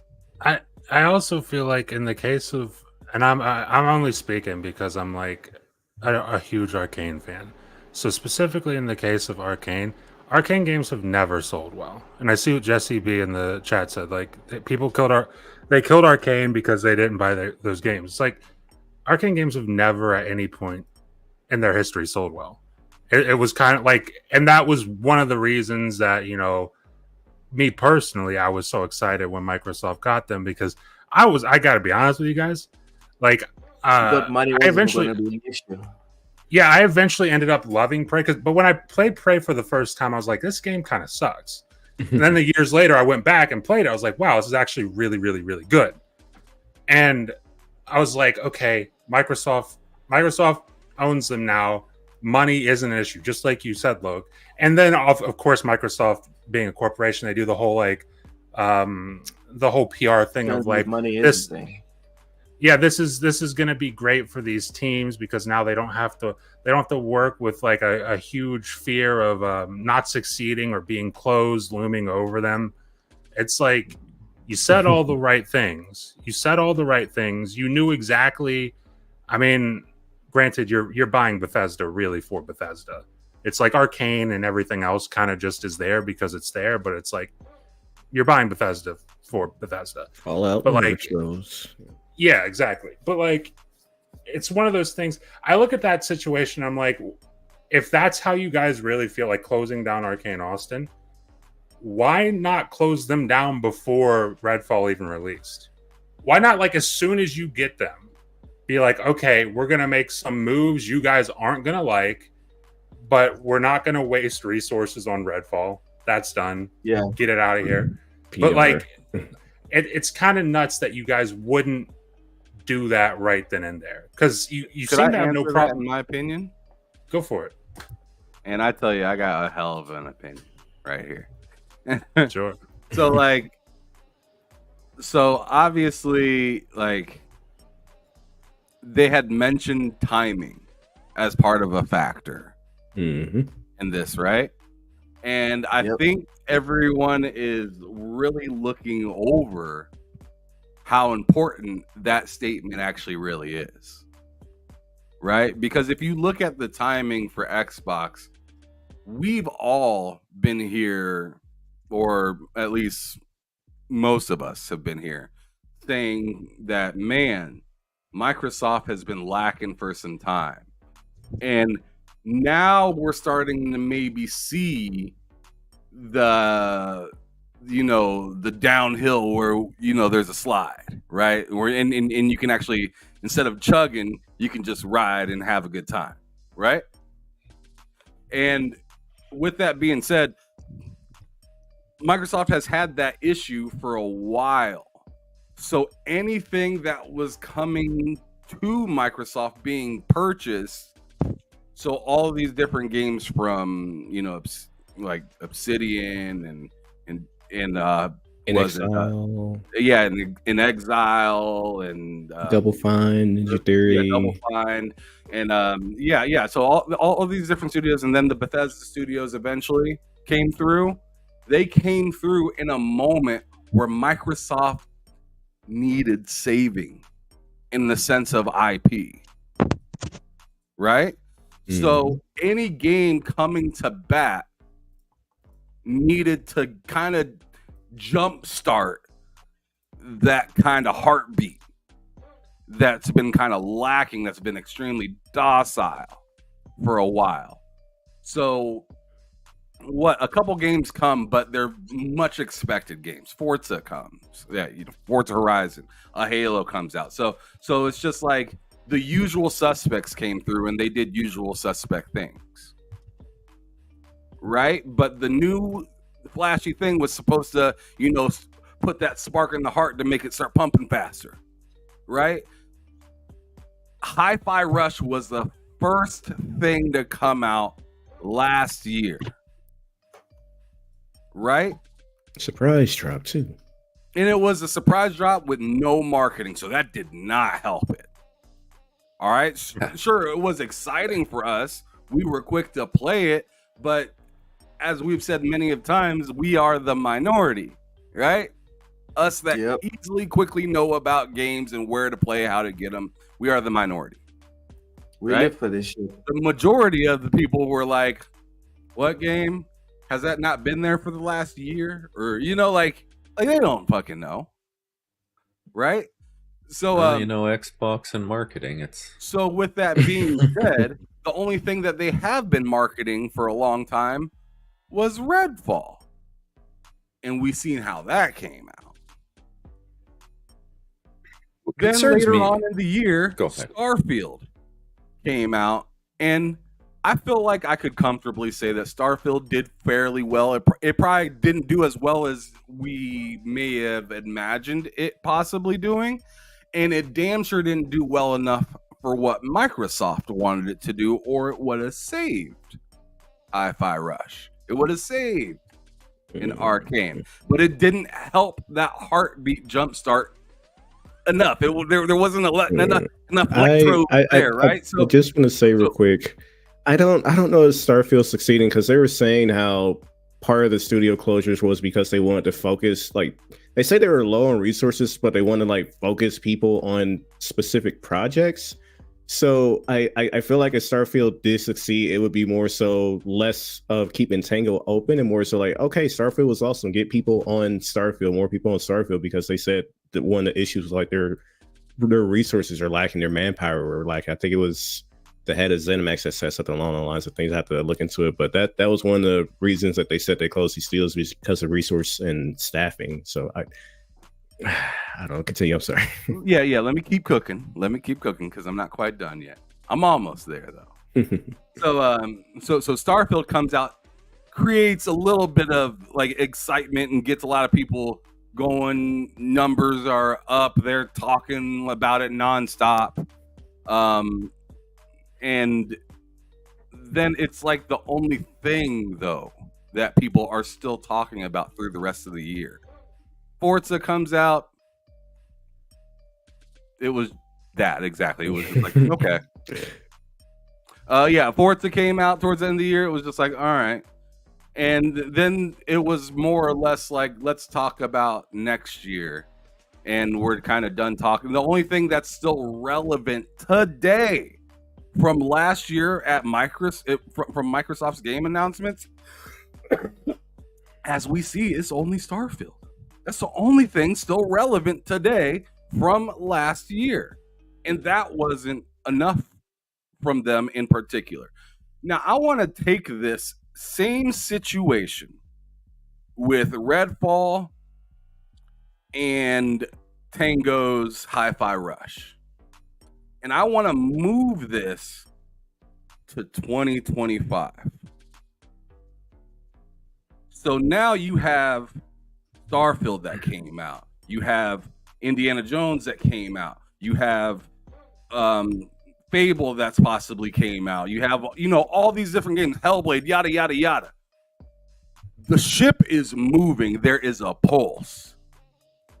You put Hi-Fi Rush and a mechanically sound Redfall out at that time, it's a different story, in my opinion. It's a different type of support, in my opinion, to where they're not leaning so hard on Redfall being that game or Hi-Fi Rush needing to be that game, that it can comfortably win those awards and just keep the people or the higher ups at Microsoft looking like they know what they're doing, even though it's not doing that great in sales.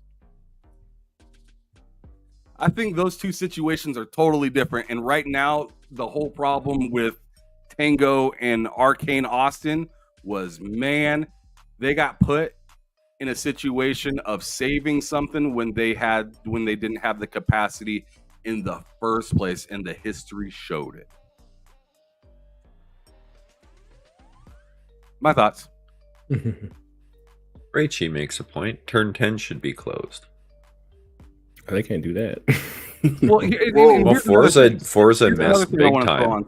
Since you said that, that reminds me of what a lot of people said. A lot of people have been saying, hey, Double Fine, I'm nervous for them. I'm nervous for Compulsion. I'm nervous for all these other things. Remember, and this is something that I want to kind of emphasize. When they bought Bethesda, they happened to acquire Tango and Arcane.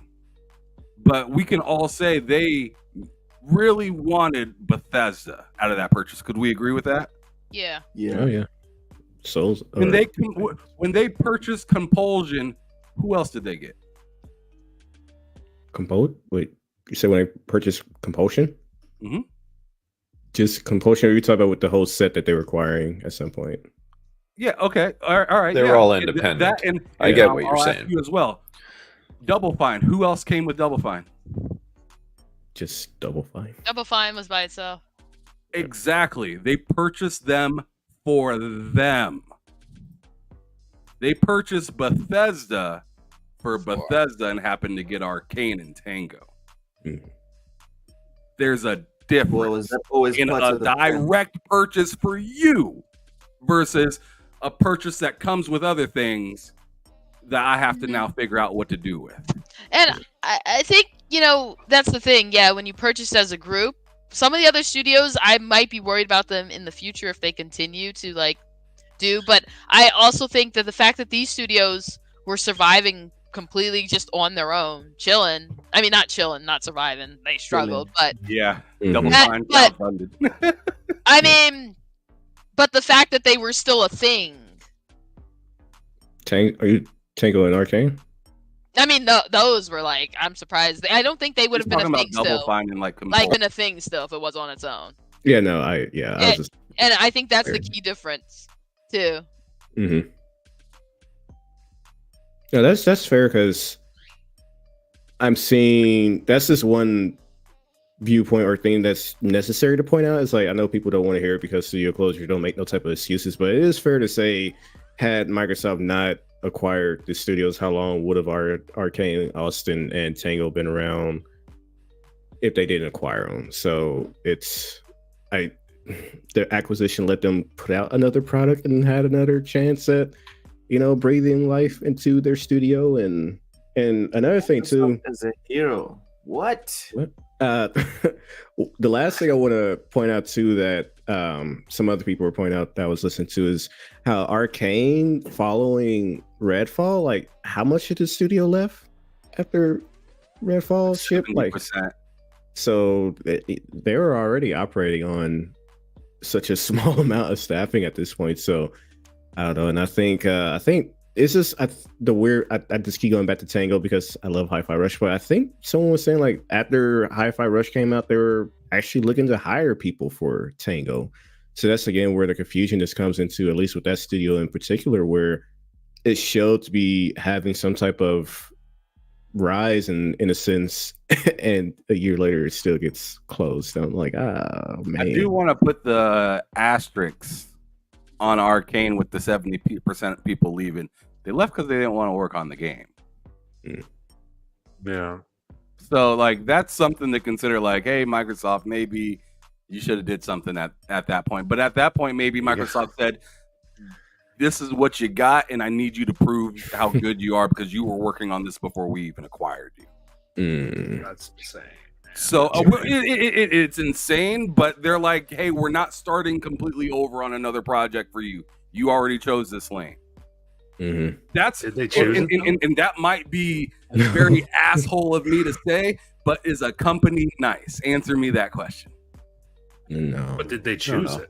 What I think is weird with Did Tango, they have though. it in development before Microsoft? Sure, yeah. They had I think yes, they did choose it. I think the bigger question, I don't I think think they what you're did. getting to is ZeniMax, the ones that are the head of Austin and what have you prior to Microsoft acquisition. They were probably like, "Hey, we know you guys did Prey, but we need a multiplayer, always online type of game." So when you're asking, did they choose it? Probably not. Probably not. Exactly.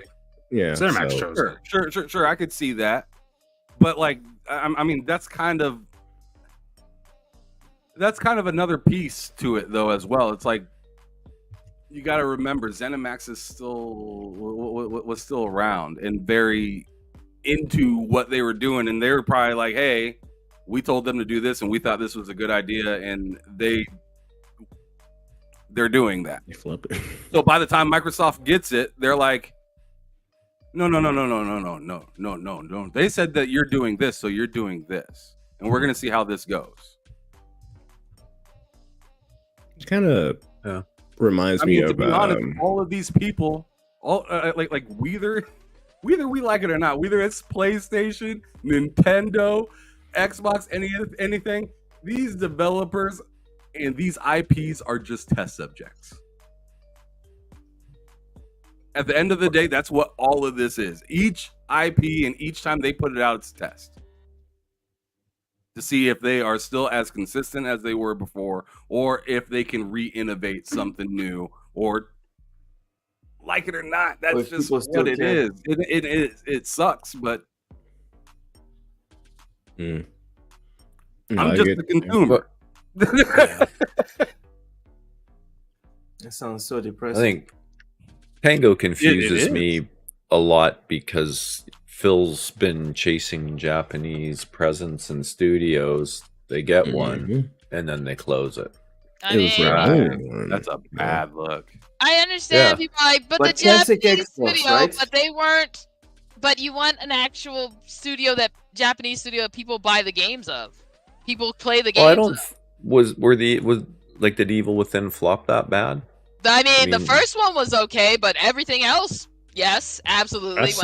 I'd have to find it again. I saw like the sales figures for Evil Within 2, and it didn't look too well. At least I had to find the exact numbers, but just going over it didn't look all that well. But I don't know. It's just I understand business want to make a profit and turn revenue, and it's just like, how can I put it? You have Game Pass that you're trying to bolster, and your own platform and ecosystem that you're trying to bolster. And I just ask, like, not saying every studio needs to be able to operate on a loss, but it's like, okay, Hi-Fi didn't hit where we wanted, but we have this business bringing in revenue. We got Game Pass bringing in revenue. We can keep them on for the sake of filling in a niche of sorts. And as you said, having a studio in Japan, however they could go about using it, because I guess that's the biggest question on by having a studio in Japan.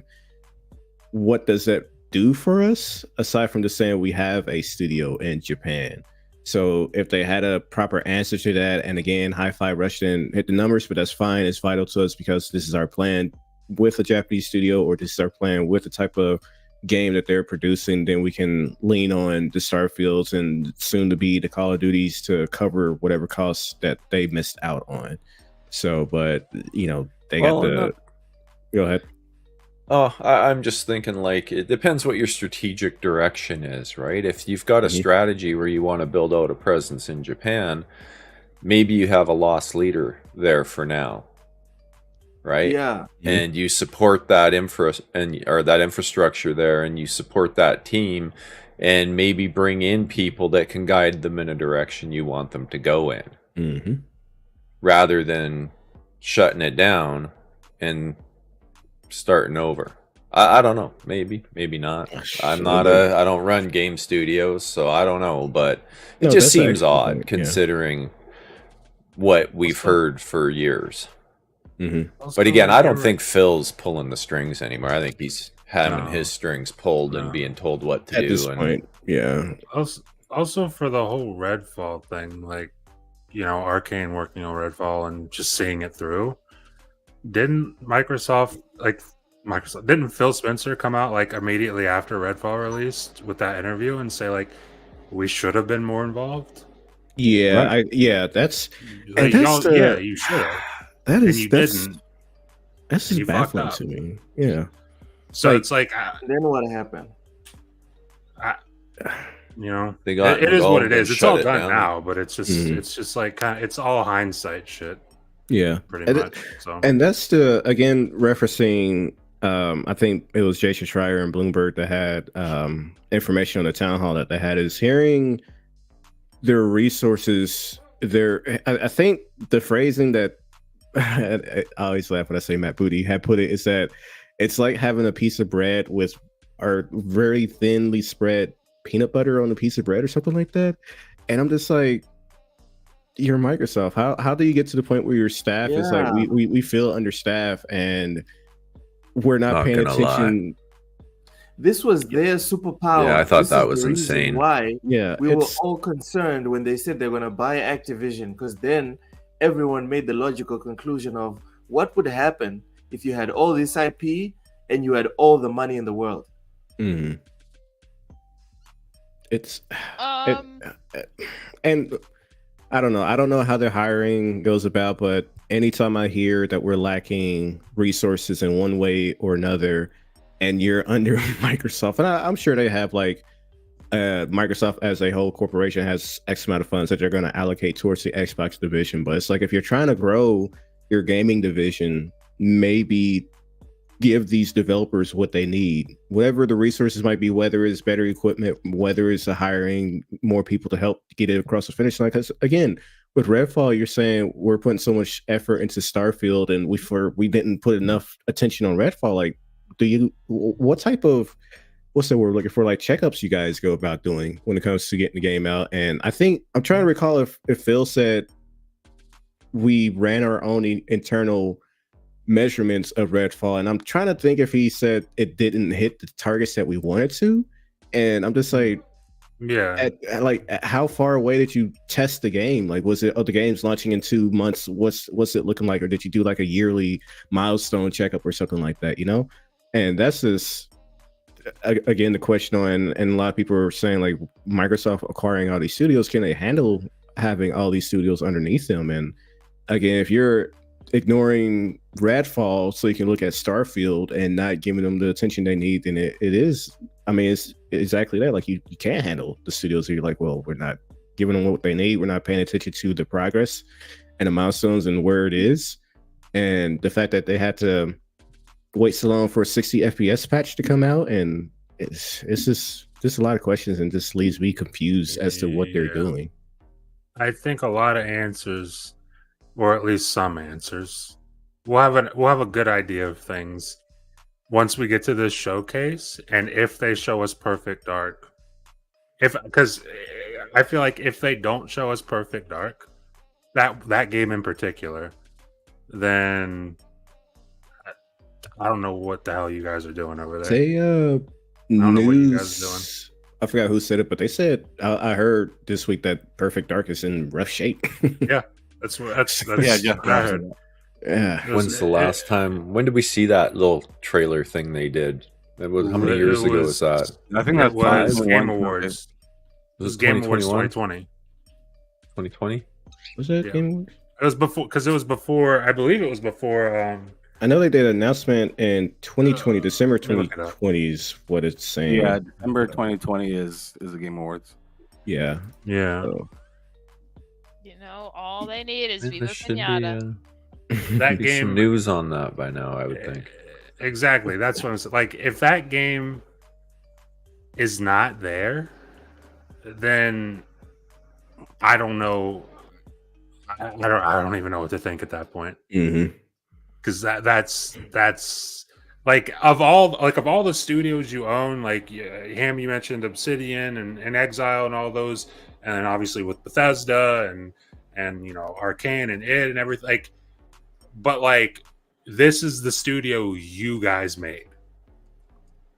Like, if any studio should be on top of their shit, it should be the studio you guys made.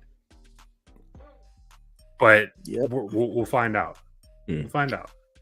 Yeah, let's go on ahead and actually continue because I got a third of the way in and like stopped to talk for like 25 minutes. It was a good conversation. It was good. It was definitely good. Growth. I mean, one of the key focus areas for Xbox in terms of growth, and this was also one of the key bets in the Activision acquisition, was mobile. What's the Xbox plan for future mobile gaming, and when can we finally see it? Yeah, it feels like it's been a long time since we announced the Activision acquisition, which we completed in October. Just pause it real quick. Wow, somebody looks happy now. Right? Finally, we've all had those conversations where like I don't know what to say about that. Then they interest you, like, let's talk sports. I know all about sports. I can talk about it right now.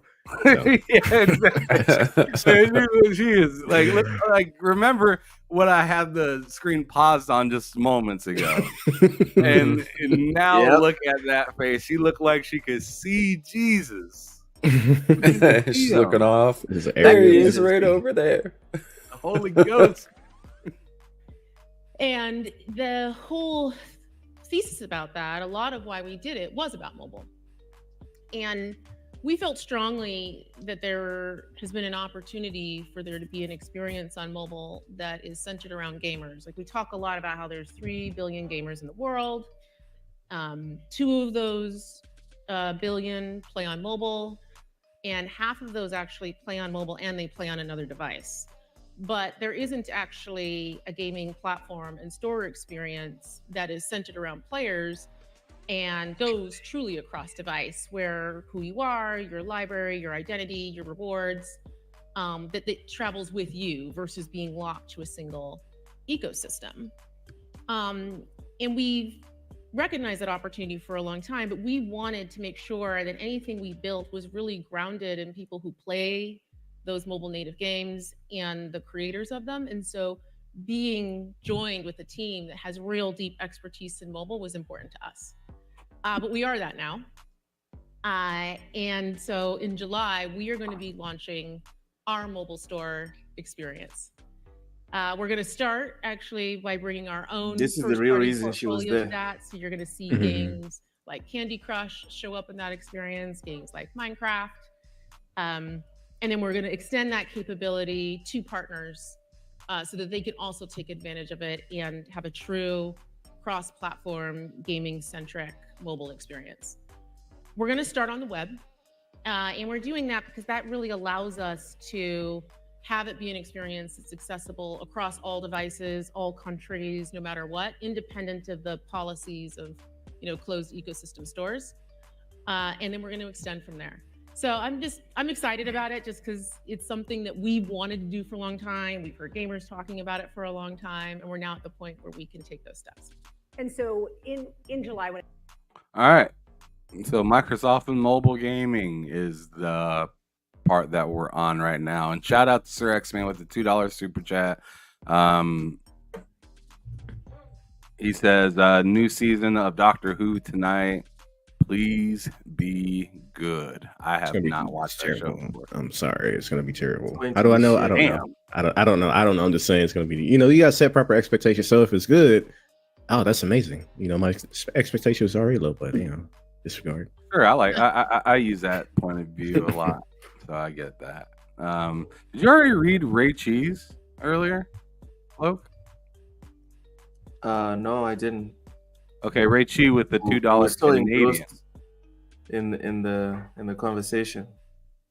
Sure. $2 Ray Chi with the $2 Canadian saying, what is the best Fire Emblem? I'm gonna get. No, we already talked about I think I heard that. Yeah, we did this one. It was Awakening, by the way. It's Awakening. All right. Buenos dias. What are those games really about? Buenos dias. What is Fire Emblem about? I don't. Conquest. Conquest. It's like anime or Wait, what something. did you say? What did he ask? What is Fire What's Emblem the emblem about? even about? Fire Emblem. War. Like, what's it about? Like It's- uniform or some shit. War. What's it about? It's about war. Yeah. It's about war. War. What's it good for? I know some of them have. I don't know if all of them have. What's the They're Dark Dragon. or all whatever like it kind is, of but different, but it's like basically War. about war. I don't- It's like yeah, the war. simplest way to describe it. And Like Awakening. I forget what nations were fighting, but it was like the Crom's kingdom was fighting people. And 3 houses they have. Drums Kingdom? Crom was a king or prince. I can't remember. He was. Rachel's and its weeb. they have great games and permadeath. Oh no! Weeb, XCOM. Okay, See, is it that's why easy? people are too- XCOM, because fuck, XCOM is hard. You can set the difficulty. Permadeath. I played Awakening. I'm not doing permadeath. I was like, I am not did doing permadeath because I am but trash. You can set the difficulty, but Yeah. It's doable. It's not XCOM levels of you only got like 99% chance of hitting him and he's right in your face and you still whiff. I'm just like, oh thanks. And then it's your a whole lot team fairer gets than wiped out. XCOM. Yeah. And then when they return fire, you're dead. Sorry, Ham. Go ahead. Get Pixel Super Chat. I bet. Yeah, and Pixel Bit with And the $2 Texan. No, I'm just kidding. Loke would know what that means. But anyway, Pixel Bit G with the $2 super chat saying, "Didn't they claim Fable was also in bad shape?" And the answer to that is yes. They claimed that. Yeah, I think they did. No. Which I don't know. I don't know. I don't. Yeah, that's.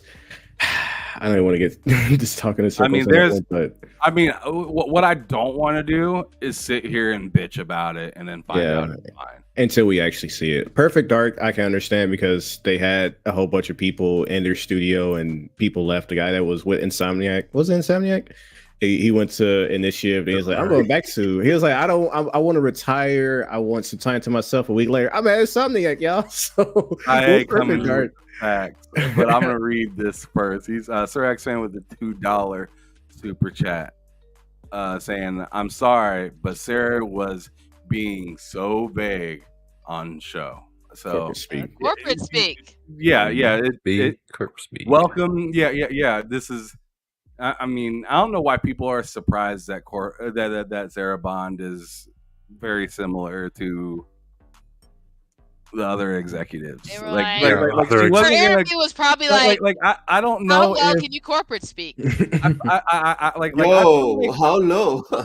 I feel like there were some people out here, and this is gonna sound terrible, but I assume there was some people out here As long that as it's thought, true. oh, they see a black woman on there, like they're gonna get like some mammy speech or something like that from her, and Yes. she's gonna be like saying all is good, you is smart, or something like that. Like no, she is the same motherfucker as the rest of them. She, Like she is the same. She just is attractive and a female.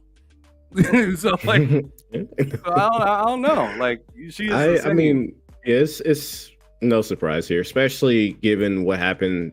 We know people aren't just gonna fly out. So yeah, if it is the suits up top, the shareholders, they're not gonna come out and say something like that. You know, especially we saw with the head of Arcane. Was it the head of Arcane, Leon, that put out his statement on the matter? And people are like, you gotta watch what you're saying. This might, have some type of bad effect on you. So they gotta be careful what they say. And when you're coming on something like this on Bluebird, like they're gonna be really specific on how they word things, how they say things. Unless you talk about the mobile spaces, she'll light up like a Christmas tree and start talking about that, no problem. So yeah. I mean, I know a lot of people are like, why do they do this to Sarah? That is messed up. Why they put a black woman up there? And I'm sitting over here like kind of thinking like I see where that's coming from, but at the same time I'm like, I'm proud of her. Look at her. Sure. That's what she gets paid for. Being like, I don't exactly. Yeah, I don't think. I'll tell you what I did. I don't feel sorry for her for being put out there or anything because that's her job. She's making the big bucks. That's what she's paid to do. She's what's her title now? Head of Xbox or You hardware? think so? President of Xbox or something like that. Yeah. Yeah. I'll tell you what I didn't think when I saw this is why'd they put a black lady out there? I didn't think that. That's crazy. People, Yeah, I've job, seen a few people say that on Twitter, like, "Oh, this is how they do the black folks," and I'm just like, Phil, "Come on what? now." Phil has been put in. And I was so seeing many- like not black folks saying that, and I was like, come on, like Yeah, that's just you don't even know what it's like, bro. Like, come on, man. cringe. This isn't bad. You want to see bad, you know? They're like, allies, bro. They're allies. there is right? much worse you could put a female black woman in front of than just answering questions about a video game company. They're acting like it's a goddamn lynch ceremony. Like it's The not. the people who get offended on your behalf. Please stop. Don't They're get offended on my allies, man. behalf. Come please. on. Exactly. That's what they call them. They're allies. Whatchamacallit? This is what I want to say before we continued or continue to answer the question. But IA says something that Loke had said on Tuesday, but Tae says it much smoother.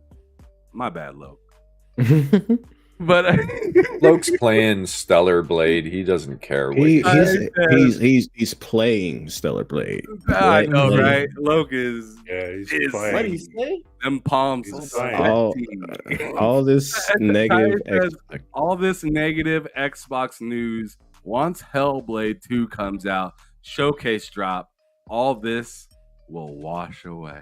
Until Ninja Theory is closed as well because they didn't hit the internal metrics. So One thing at a time, brother. One thing Well, at a time. yeah.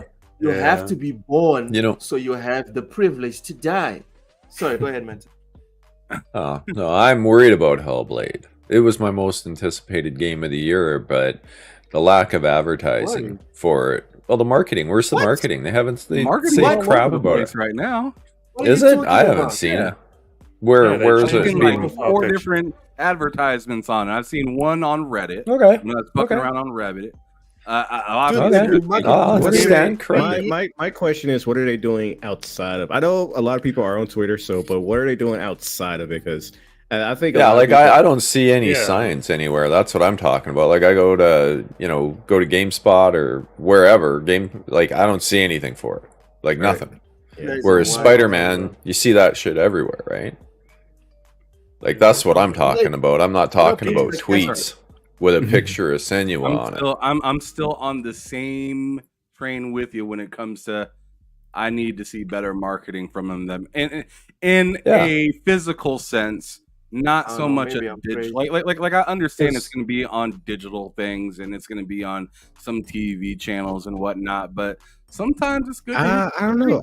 I'm about to, after this show, I'm gonna turn on my Samsung TV and see if I have an advertisement for Hellblade. Because when Spider-Man came out, it was just right in the little home bar. It's like, hey, Yep. Spider-Man's out, and I think Nintendo had one too. And I was like, Xbox, where? Popular opinion. I think they should have had a controller and a console or a wrap for every one of their games. They had a fire control. You should at the very least have a wrap for every single game. And I will At the always very die on the least, hill that it was a wasted, that with the release of Grounded, they didn't have a special theme Series S. Little Would have man been in a little perfect. yard. All right, Ray Chi with a $2 super chat. I'm trying to make sure I don't skip any of these. Yeah, Ray Chi with a $2 Canadian says, "I want Lisa Su to be the CEO of Xbox." Is that the AMD lady? That is. Yeah. Okay, it is. I don't know. I remember that, but the AMD lady. Why, Lisa? Well, she seems cool. brought AMD you know. back from the dead, basically. Okay, that's She fair. did. Under her She did. shift. So Oh well, She that would seems be cool. that'd be mad interesting hardware wise. yeah. That'd be Nice and mad pricey. hardware wise. Nice and pricey. We don't have like 5 different. No. Let's get the console players paying like $2,000 for a console. Feel the burn Let's go. controller. There you go. AMD, $2,000. Oh, the burn was No, spelled. Yeah. The burn was spelled. DJ Berto Das with a $5 super chat saying, "I'm pretty sure This interview wasn't planned 2 days after they shut down the studio. She just so happened to be doing an interview after shit hit the fan. Yep. I agree with that. I agree with that because it is super rare to catch like an executive like that just on the fly. Yeah, but it's not like she didn't know impossible. those shutdowns were coming and that she had to do this interview 2 days later. But there was also there was a tweet. I wonder if I bookmarked it. Something from, I think it was from Sarah, like at the beginning of March, talking about like, oh, it was congratulations to Tango on 14 years. Here's to another 14. And that was at the beginning of March. What? So it's and like, who did that? That was Sarah. She? Oh wow. Yeah. So it's like, wow. so I'm like, so this must have, like, this whole thing must have happened super recent. If at the beginning of March she's like, here's to another 14 years.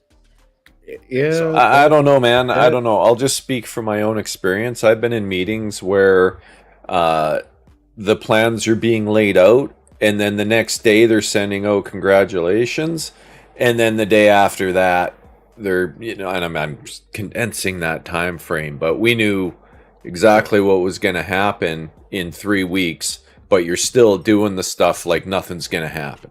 Oh, yeah. That's the way it works. And that's your job as a leader, is to keep your mouth shut and keep a smiley face on, because that's your job.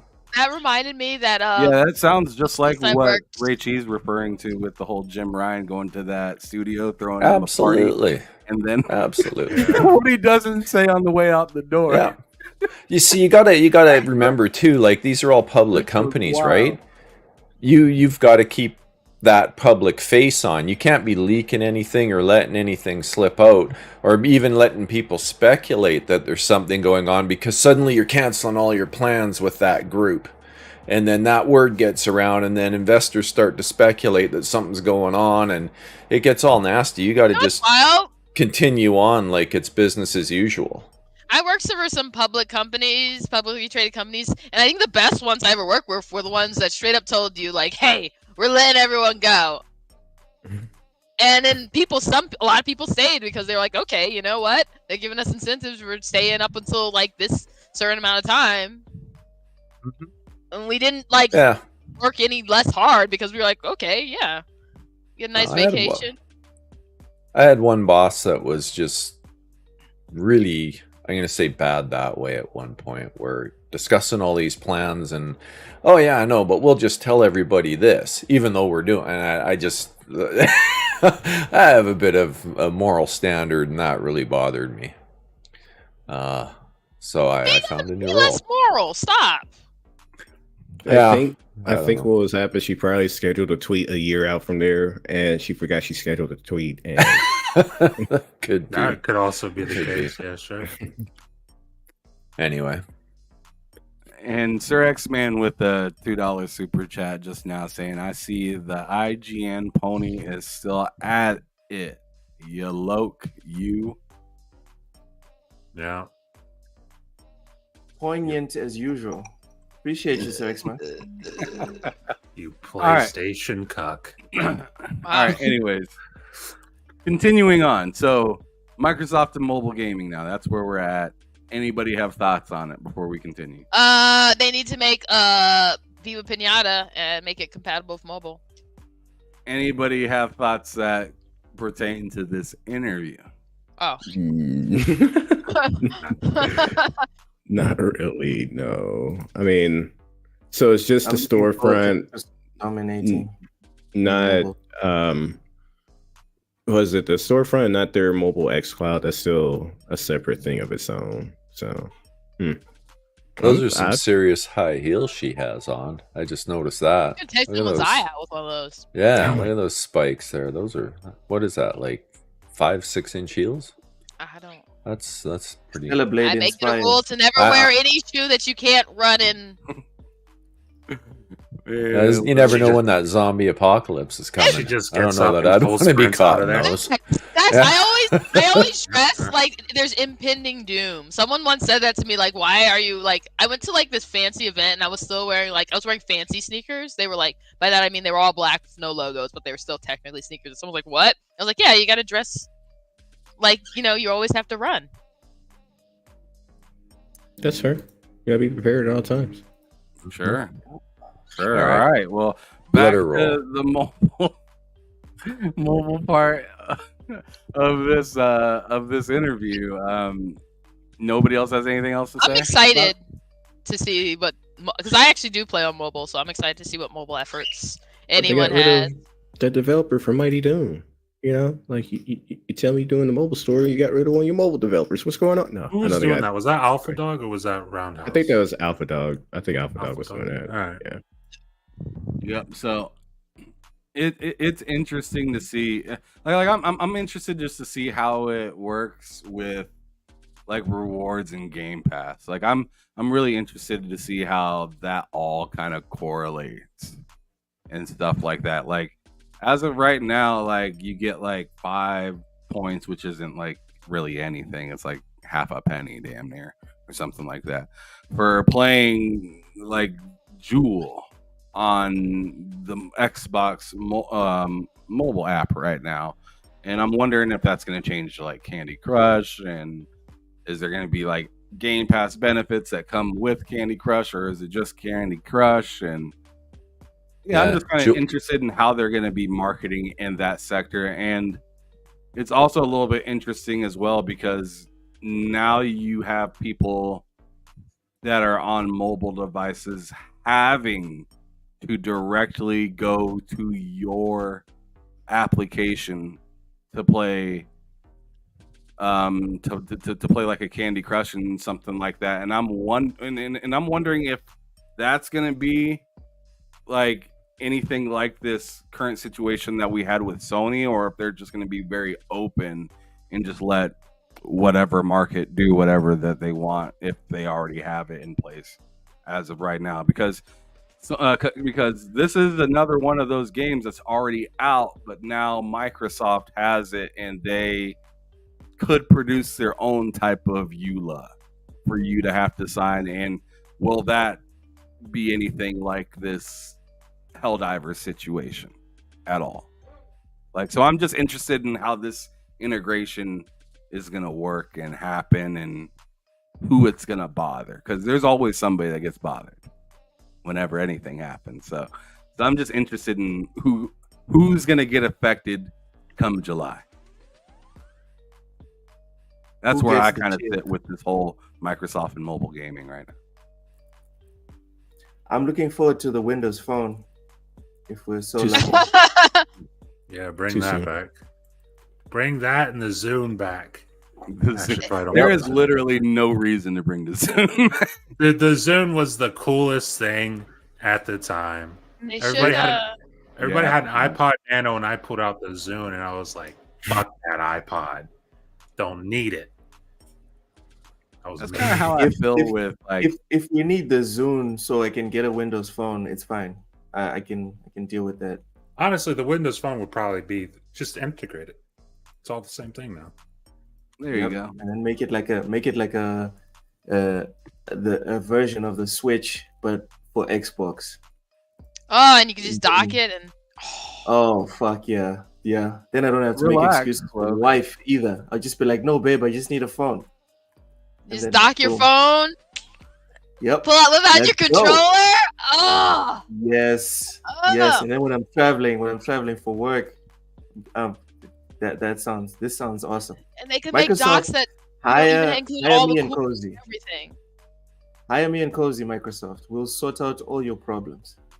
I mean, in that case, if I'm docking my phone, I'm gonna need a button on my controller to activate, like, when you want to type something. That'd be nice. You know how you hit like the microphone button and then you say whatever?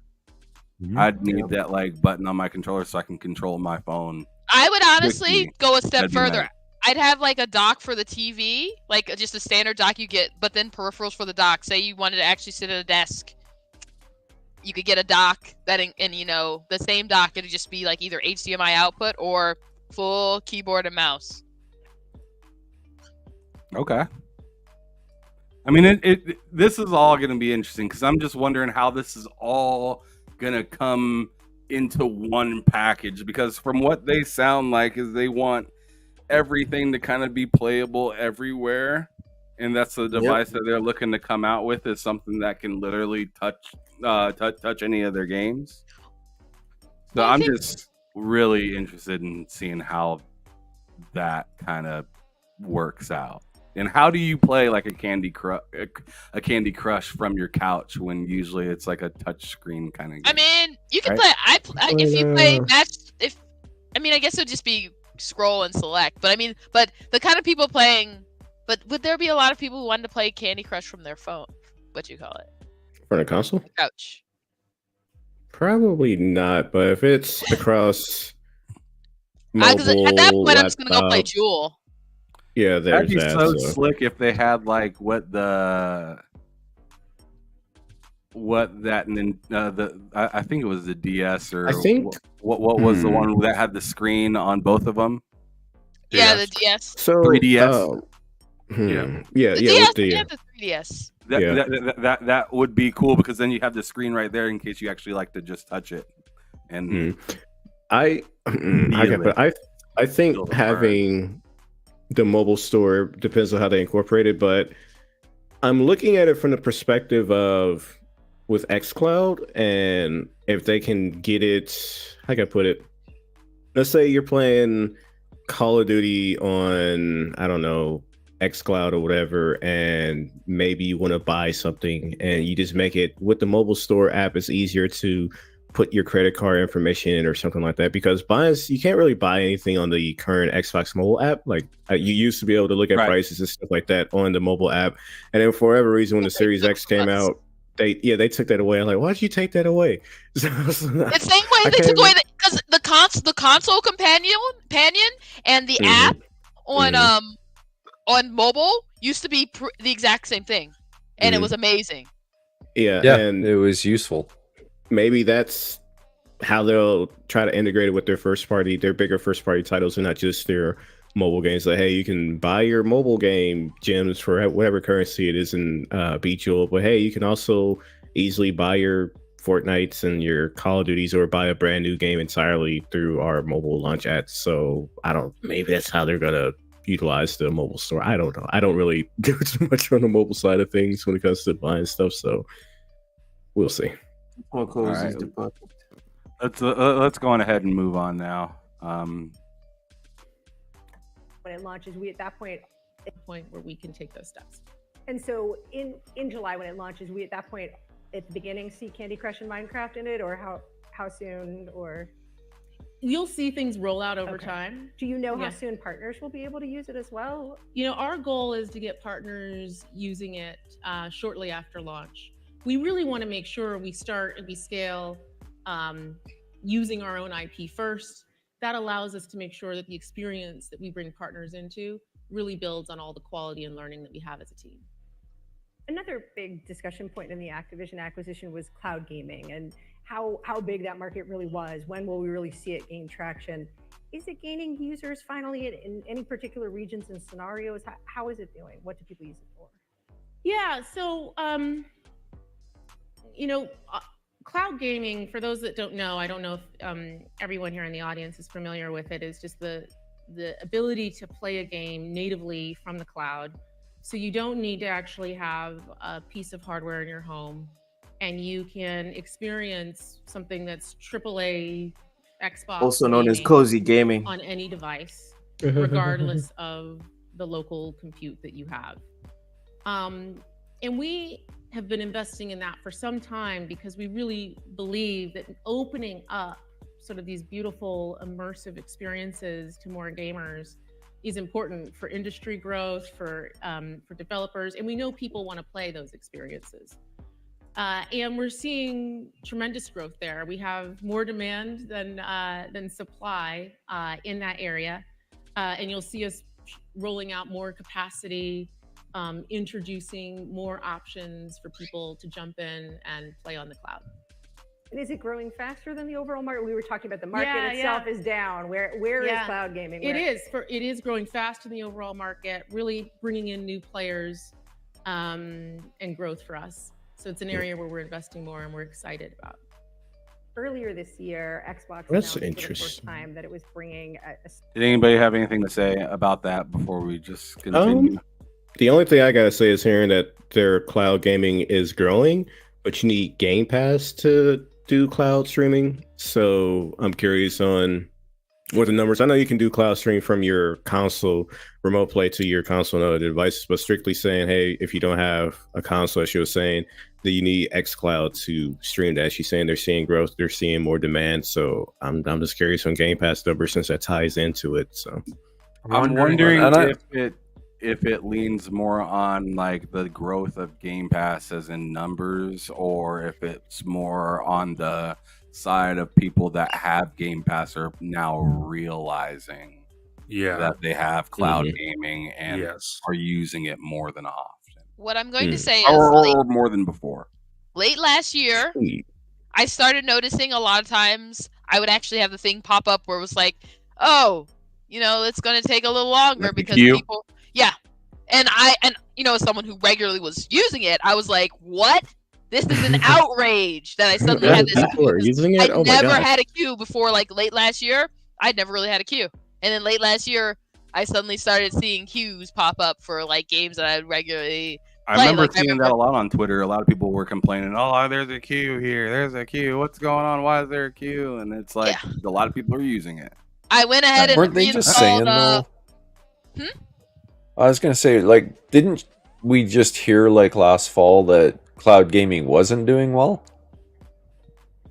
I'm quite positive that was a topic of conversation. It was a topic of conversation that it wasn't like, I don't think it was bringing in like the funds that they had anticipated. But yeah, and the problem is, so like, you're definitely gonna have to be in the cloud market for the long haul because it's your personal infrastructure and just where people are in general in terms of being able to have access. So you gotta be consistent, All right. Anyway, I find that surprising, but I mean, it is interesting to hear that, hey, this isn't because I think they actually mentioned something like that in this interview. Let's actually just go on ahead and continue to listen and stop on the next main question. Slate of Xbox developed games, Xbox exclusive games to rival platforms, to Sony's PlayStation, Nintendo Switch. First time that it was bringing a slate of Xbox developed games, Xbox exclusive games to rival platforms, to Sony's PlayStation, Nintendo Switch. That obviously was a big change. It was a little bit unsettling for some of the Xbox hardware fans. How is it going so far? Do you have any data about how the games are doing? Do PlayStation gamers really want to play Sea of Thieves? It's early days. She giggles before answering. So I don't have specific data to share, but we are really encouraged by the reception of our games. And one thing that I think it's important to note is, as Xbox, we've been putting games on other platforms for a long time. Minecraft is available pretty much universally. The teams at Bethesda have had games on other platforms. It's not the same. How do you reference Bethesda and So Cinemax? it's a decision you just make on a game-by-game basis. You guys need me to pause it? Move forward. game by game basis. Yeah, continue. No, it sounds like you guys wanted to say something. No, it's just you reference, we at Xbox have been putting our games everywhere for a long time. Here's ZeniMax and Bethesda, who's been doing this long before we acquired them, but we're going to include them under our umbrella on doing this for a long time. And correct me if I'm wrong, like, wasn't Minecraft on more platforms before Microsoft acquired them? Yeah. Viva Pinata! Viva. Now, I'm trying to, before this, was it like maybe they put Gears of War 1 on PC and it had an exclusive level or something like that? Pinata. I don't know where Viva Pinata was, but they put that on the DS. Do you like Viva Pinata? was it published by them, or was it just the IP Viva Pinata? It was like made by Rare.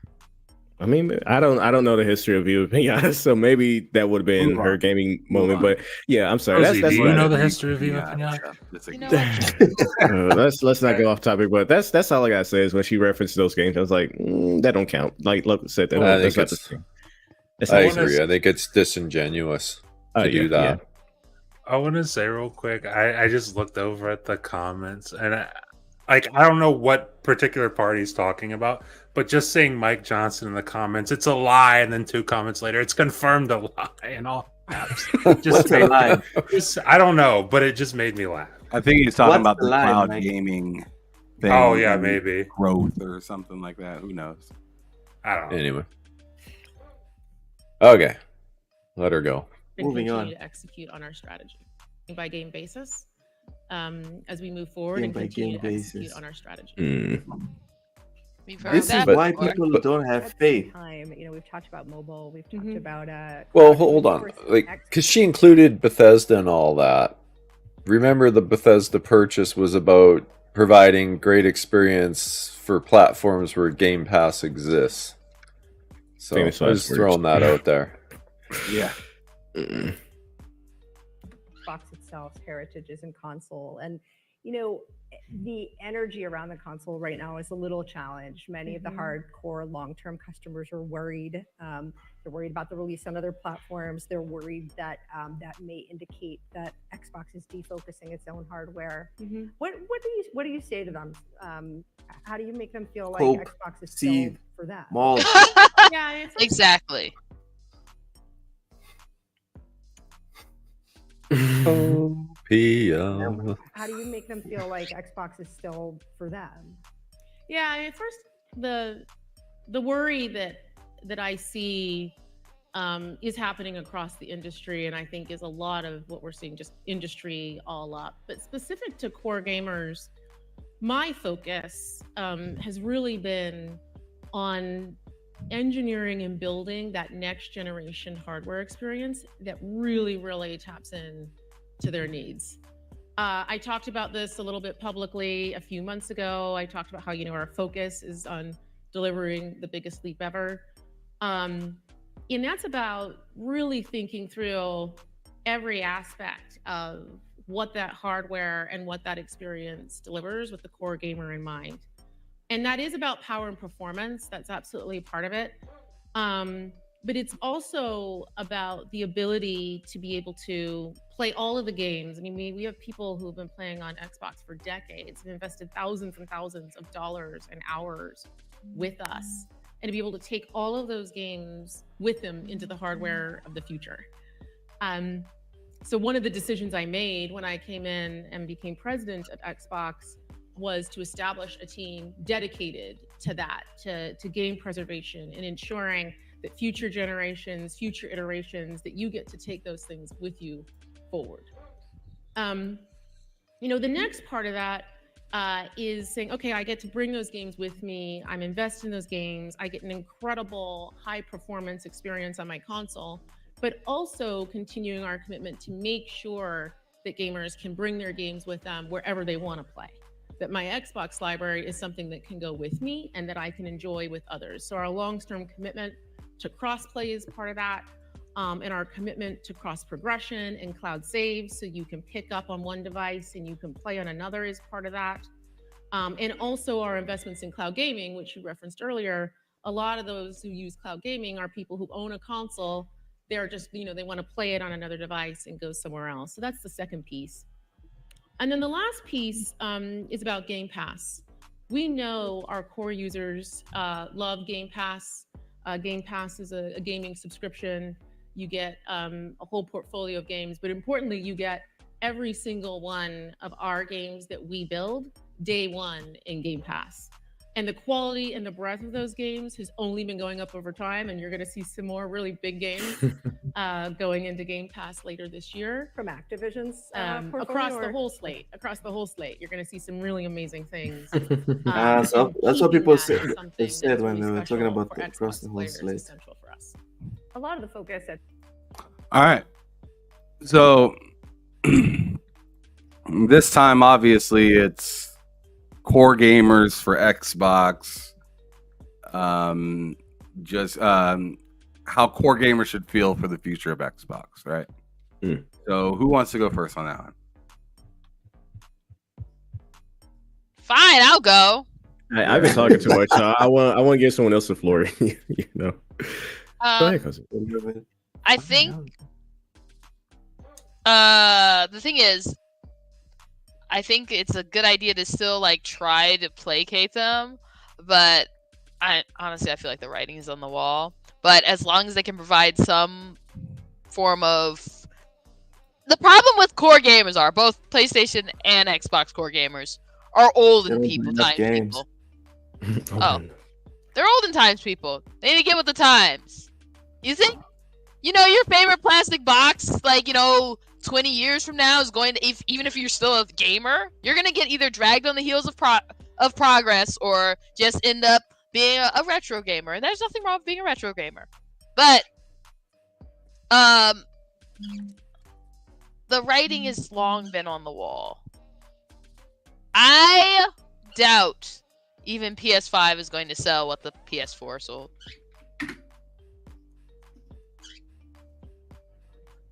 I'd agree with that.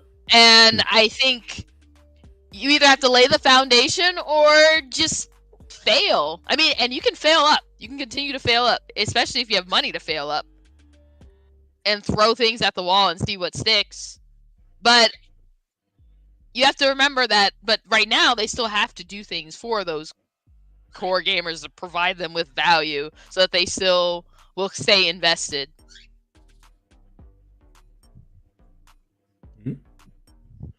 I mean, so firstly, can you run by the question exactly one more time? What was the on the bottom of the screen? Okay, but how? Let me wait for it to slide across. How should feel about the future of Xbox? What is this, CNN? For one, she said, I wanted to put it up there so when we're actually playing the video, it's not covering the video. Yeah, the closed caption. Sure. She nailed it in one aspect of saying like, hey, as a core gamer, I want to make sure that I prefer to play on console, and there will continue to be a console for me to play on, and as well as promising to just keep games compatible across all platforms, and hey, your library can carry forward with you. And that's one of the conversations people were having with the Switch successor. Like, will you be able to use your Switch games on the next upcoming Switch? So making sure that side of things for the hardcore gamer is being met. I think that's good for the hardcore gamers, that hey, my purchases are going to carry forward with me, and there's going to be a place for me to play the games that I want to play because I prefer to play on console. But as Cozy was saying, like, one of the main things that people also are wanting as a core gamer is to say, hey, these games are only available on my Xbox. That's why I put this money into the Xbox console, not just because I want amazing hardware, but also bragging rights to say that haha, my Halo is better than your. Well, they don't have any shooters on PlayStation, never mind. And having your games go to PlayStation and PC, you're kind of like this. You did. I was very quick. I was very quick. Somebody could easily say they got Destiny. I was like, yeah, that's true. And I play a lot of Destiny. The block real quick and left. But on that side of saying, hey, I want exclusives only available to my console, that's why I invest into your console, because hey, as well as powerful the Xbox is, PlayStation isn't far behind dramatically to where it's like night and day, easy to tell. And if your games are going everywhere, even on a competing platform, then of course that's going to have the core gamers lose, trust or faith in the brand. If they're saying, hey, I spent $500, but I could have spent $500 on PlayStation. I could have gotten an Xbox games and have everything available. So there, again, she mentioned in multiple ways on how they're meeting core gamers in hardware in terms of library going forward.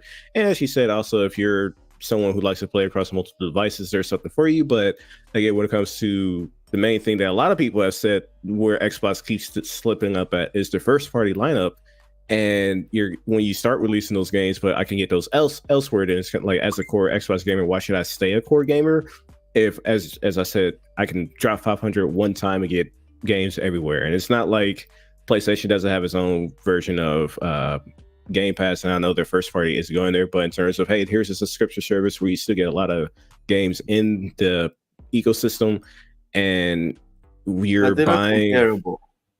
I mean, again, depending, like, if you're strictly talking, if you're only on PlayStation, they are. No, if you're strictly talking first party, no. But if you're talking a subscription service that has a crap ton of games where I can experiment with, like, you're not the only ecosystem that offers that. And again, that's when it comes down to the first party. But if you're saying I can get the first party everywhere on top of, hey, we got Game Pass, so I don't even need an Xbox because I could get PlayStation, and then if I want to play the first party, I could just get Game Pass and stream it or play it on PC. Then, you know, that's just where the mixed feelings of being a core gamer comes into for the Xbox brand. So, but yeah, it's she like I said, she nailed some points, but at the same time, it's also, here's a myriad of other reasons on why the core gamers are feeling mixed on the brand, even if you deliver the hardware that they would like to have. The hell? Is this thing stuck? Yeah. All right. Anybody else? You pretty much said. How core gamers should feel about the future of Xbox. The future is awesome, guys. Xbox, and this is why I picked the thumbnail that I picked. Everyone is just too quick to look at today. You know, it's like that family that sells the Range Rover to get a Tundra, but the short-sighted people in the family are not noticing that we just moved into Beverly Hills. You know, you're sitting here thinking, just talking about, oh, we lost the Range Rover, and that was a debatably unnecessary expense. And you could actually use the Tundra for moving. Yeah, the core thing that we need is a better house in a better location, better traffic or less traffic, etc., etc. There's so much more to come from Xbox. I think everyone just needs to take a chill pill. I don't know if you guys still say that in the States, but everyone needs to take a chill pill and just relax. Sure, all sorts of old shit here. Yes, Cozy. Calm your tits. Thank you very much. One thing that I did kind of want to throw on top of that is like I get being frustrated and sure you should be in a lot of ways.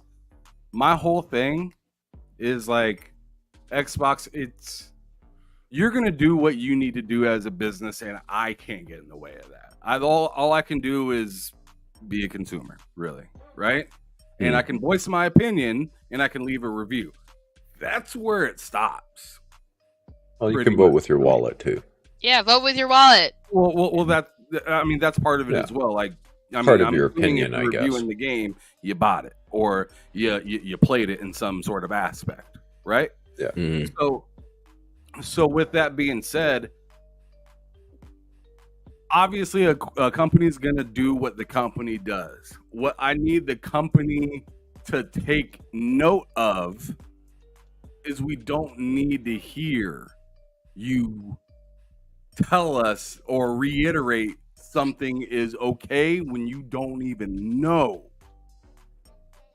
if it'll be okay tomorrow. Like one thing, and I use this analogy on my wife, and she didn't get it. She didn't get it until it got personal, and that's usually what happens with a lot of people. People don't understand shit until they get hit with the, oh yeah, okay, I can see how this affects me now. And it's just like, the analogy that I hit her with was, if you tell our 6-year-old right now that we're going to go and get ice cream in an hour, and then you don't do it, and then tell her, nah, it's going to be next week. Are you going to blame it? Are you going to blame the 6-year-old for complaining? Because they were just there for the product, right? I mean, they just wanted to get what they wanted to get. She didn't understand me. Yeah. And then I said, all right, so I'm talking about trust within a company, obviously. And then I had to remind her, hey, remember when we went to that fast food place and you ordered something and there was plastic in it? Ew. And you ended up eating it? Oof. Did you not trust the company prior to that? You did, because you put the food in your mouth. And now that you did that, you trust the company to also fess up to what they did. If they didn't do anything in the first place, or say, hey, you can't trust us, or hey, we ain't got nothing to say in the sense of trust. We just give away, food or whatnot. It's up to you whether you want to come here or not.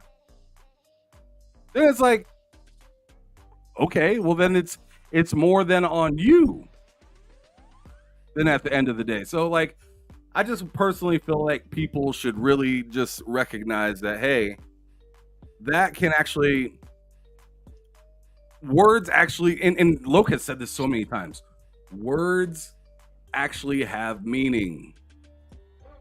They do. When you say something, people, and I hate how so many people are so willing to say, oh, I don't trust that, I don't trust that. Yes, you do. Because words have meaning. So when somebody tells you they're going to do something and they don't do it, what happens? You lose trust. It's that simple. You pay your electricity bill, you trust that you're going to wake up and be able to turn on your light. So, I mean, I don't know how else to say it. But as for this whole situation with how core gamers should feel about Xbox, as I said before, I'm in on Xbox until they quit making hardware. And my reasoning behind that is because I don't want to deal with another ecosystem trying to mesh up with this one. The only other ecosystem that I'm worried about meshing up with Xbox is PC and maybe mobile. But other than that, I don't want to go to PlayStation then to find out. I mean, hell, they have a hard time supporting their own old saves. The license, what you call it, issue is enough for me to. like me, like the next generation comes in. Let's say the next generation comes in, the PS6 comes out. Let's say, and all of the games from Microsoft come on there. I'm initially, especially initially, not going to trust that my cross save is going there easily. Especially if it's a last generation game, because PlayStation has a hard time keeping up with the Joneses when it comes to old games. They are nowhere near as they were back in the PS2, PS3 days. They are not. They're not ready. So like, I want to be able to trust that I'm going to turn on my PC or my Steam Deck or my Xbox or my phone in the cloud and be able to go exactly where I left off. You know what I did on PS5? I beat Horizon Forbidden West. I went to go boot it up on the cloud for PlayStation Plus. PS4 version, had to start all over. That's unacceptable. Yeah, that's crap. They PlayStation sucks on the software front. Like, their integrations are terrible. They're years behind Xbox. There's no doubt about it. On the software side, I have a lot of faith in Xbox and what they're going to deliver. I just don't know about the hardware side, because if they go, and I said this earlier, if they go third party, I don't think it's going to bode well for them in the future. And I think eventually the hardware is going to lag behind so far that they're going to have trouble getting third parties to put games on their platform.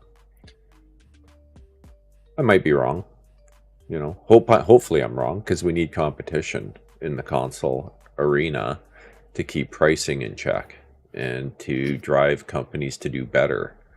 And I mean, let's face it, if Xbox was, let's say Xbox was the de facto leader for the last 15 years, a lot of the things you've seen them do, they probably wouldn't have done.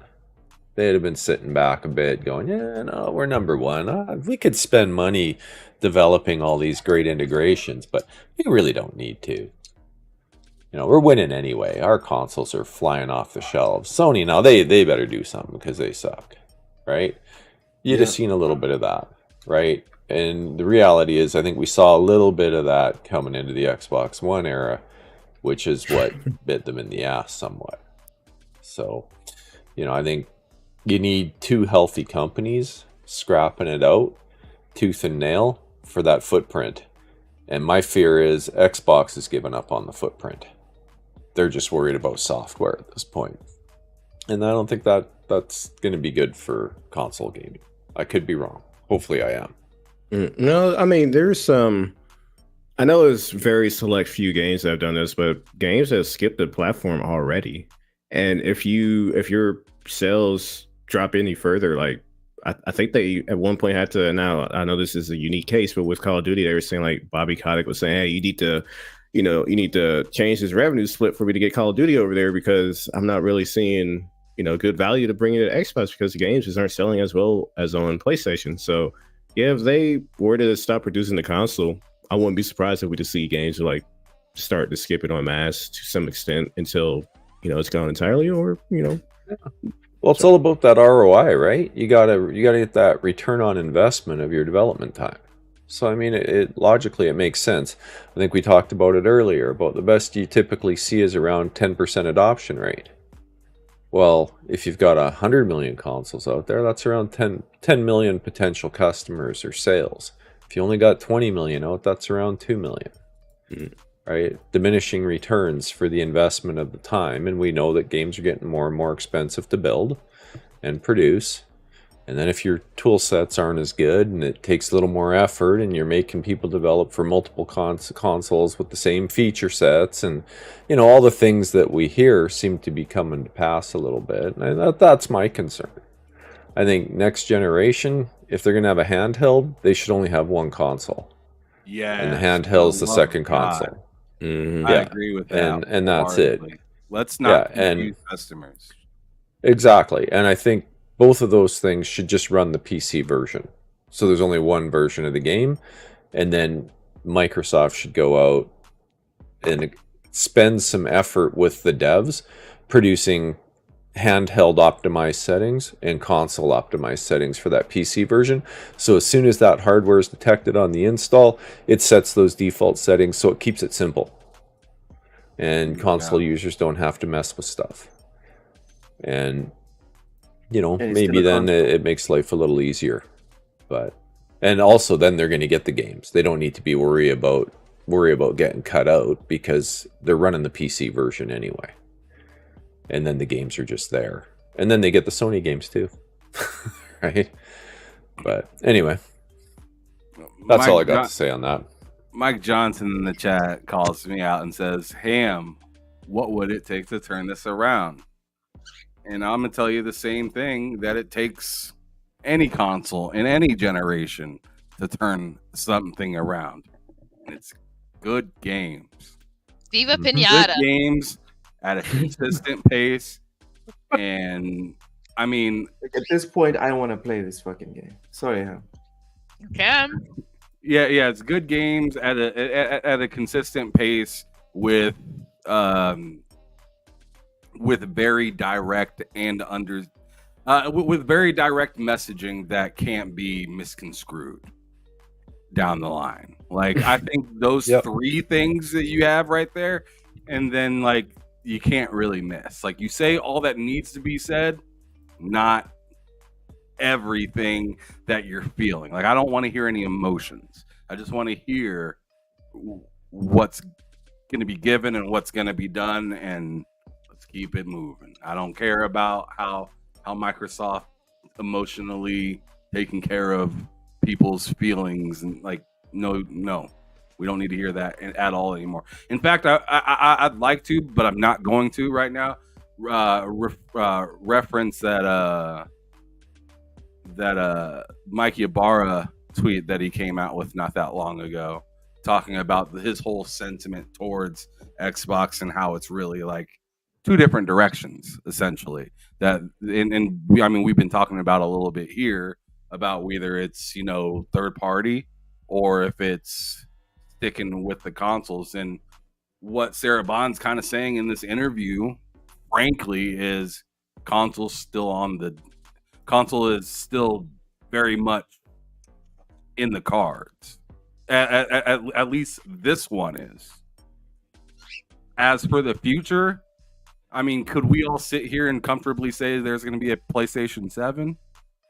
Is it more likely than the Xbox? Probably. Mm-hmm. But can we comfortably be like, yeah, that's gonna happen? Well, that's all depending on how gaming goes, because we're seeing PlayStation kind of start to send settlers over on other platforms, i.e., mainly PC, right? But let's not pretend that's a small island.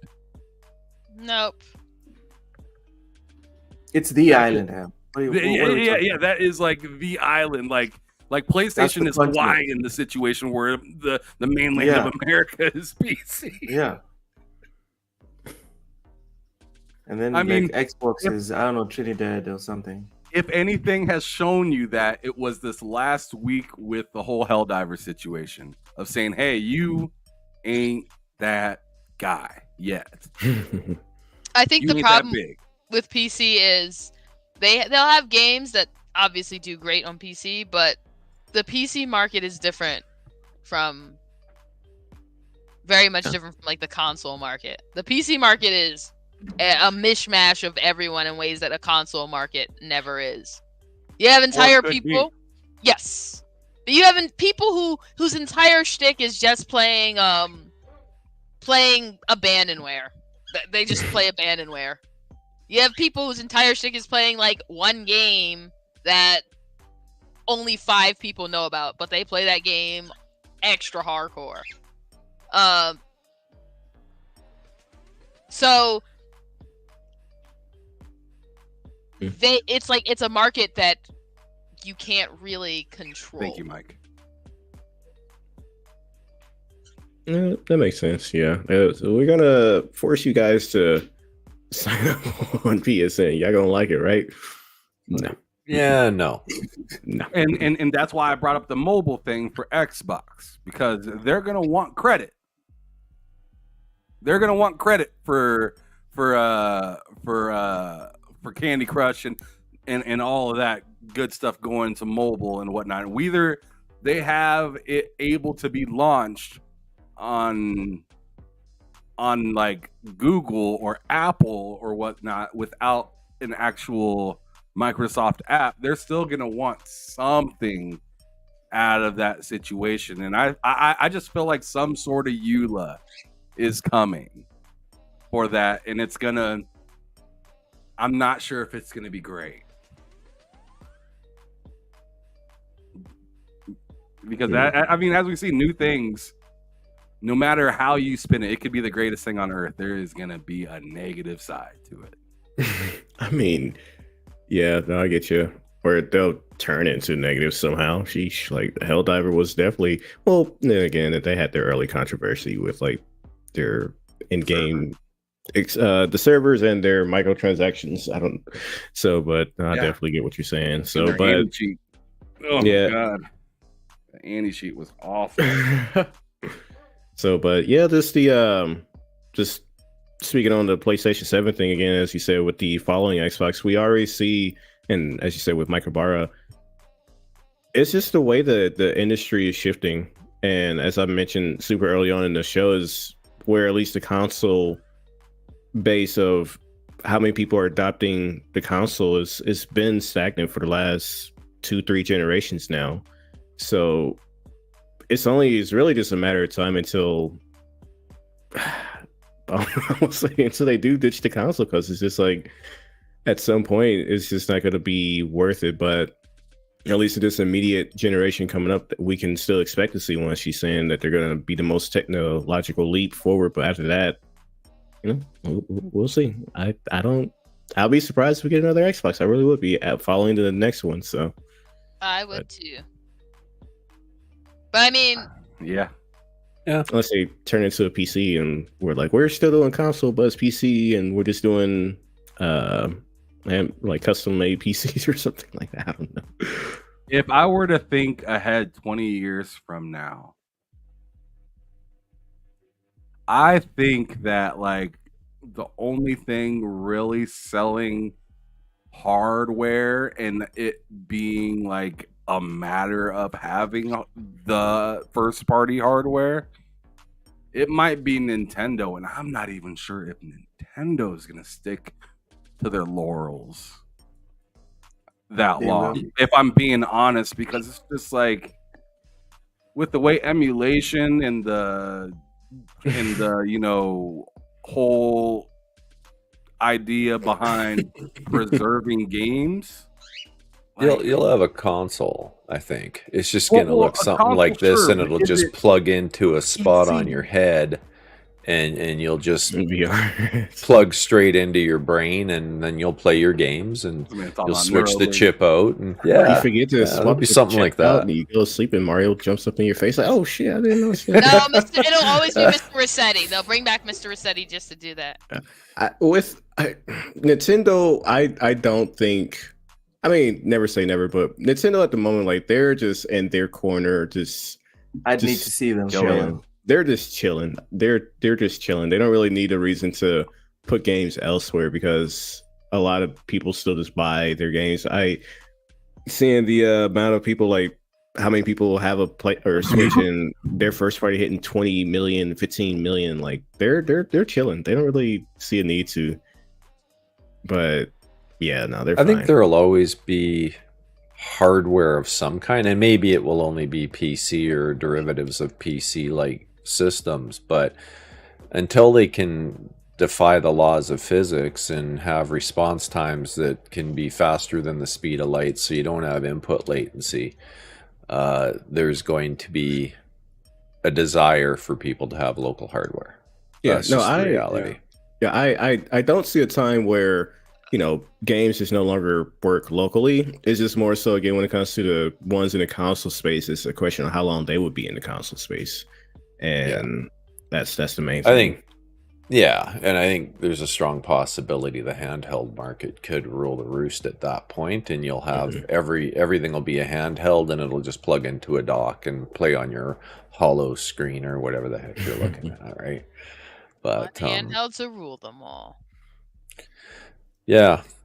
The days of walled garden consoles, though, I think are numbered.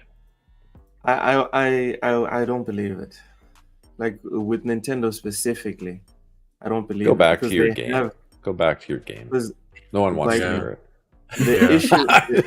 The issue and the big buddy. difference with Nintendo and all this and PlayStation and Xbox is that the Nintendo have a culture that they believe in. That's why when their games fail, they don't shut down studios, they don't fire devs. Execs come out and slash their own salaries and bow in front of everyone. They have good margins, is what it comes down to. No, it's not just good margins. It's that they're not focused on making all the money in the world. But that's why they can make a game that sells 2 million, 3 million. Everyone's popping champagne. No one's losing their jobs. Well, it's because of good margins, right? They have low development costs, and they still charge $70 for them. They have really good margins compared to everybody else. Because if they didn't have good margins, when you look at profits for like shareholders, right? Their financial reports, their profits are not like what Microsoft and all these Western devs or companies expect, which is year-on-year increases. You can have a company that as long as they're making the same profit, as long as they're making a profit, they're fine. Whereas in the West, even if you're making a profit, the profit is not as big as last year's or bigger. You have a problem. People need to lose their jobs. Whereas in Japan, because they can operate in that little bubble where it's like, no, we don't need to make all the money in the world. We're just making enough to keep going and make a profit. Everyone's good. So because of that, it leads to a certain type of game that only Nintendo can make, because they don't need to create MAUs and all this recurrent spending, etc., So they will always be able to provide something that the other guys are not providing. So because of that, me personally, I need to see the end of Nintendo for me to believe it's even possible. Nintendo for me is like Jordan when he was in the middle of his 2-3 peats. It's like I want to see him lose.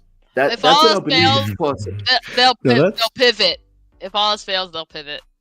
I mean, if they, and you're right on that one, look, because I know at least the stats that came out where was it at least with Microsoft and Xbox Gaming, the worst was just like hardware was down, but revenue and services was up. And I know a large of it was contributed to the Activision Blizzard, but it's like you see growth in the brand, but you're like, we gotta cut costs and move resources elsewhere, like.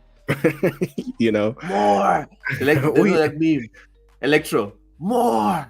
I mean, that's at the least whole Western game. I honestly think Nintendo will pivot because think about it. They're older than the other two. Yep. A lot older than the other two. So I mean, they're branching out to movies now. So like they've been around since dinosaurs wandered the earth. So they can. I'm pretty sure they can find something. Theme parks, they got movies now, and they're gonna have spaceships or something like this, so you can have the Nintendo experience in space or something like that. Imagine if in the future Nintendo is like a spaceship manufacturer. My. I can see it happening. Back in my day, Nintendo made video games. The GameCube floating around up in the No, I only partially low Earth orbit. I'm only partially joking because they were a card company. Yeah. Yep. Someone woke up and was like, let's destroy video. Well, not destroy, but let's dominate the video games industry. Oh, okay, cool. Let's do that. That sounds good. Sounds fun. Should we move on? Yeah. Yep. Something that is really special. Let's go on ahead and just finish this out. Is essential for us. A lot of the focus at this conference today has been AI, but AI for gamers is a little different than we talk about AI for the enterprise or for healthcare. Where do you think AI will be important both to players and to game developers, and how is Microsoft investing against that? Yeah, I didn't hear all the talks today, but I think we can all confidently say that we are right at the beginning of what AI means for us as a society, and for businesses in general. And that's absolutely true in gaming as well. For us, we take our responsibility around AI as Microsoft very seriously, and being really, really thoughtful about what we do. And as Xbox, there's something really unique about being a gaming company that is part of a major AI company. And so all of our focus within our team is about how we ensure that gaming AI is really crafted in a way that delivers unique and delightful experiences to players, and adds real value for developers. So there's three things we look at as part of that. The first is around developer velocity. How do we give developers tools to make it easier for them to realize their creations, to speed up iteration cycles, and also, frankly, to make it easier for people who may not have as much in-depth training on game development to build a game?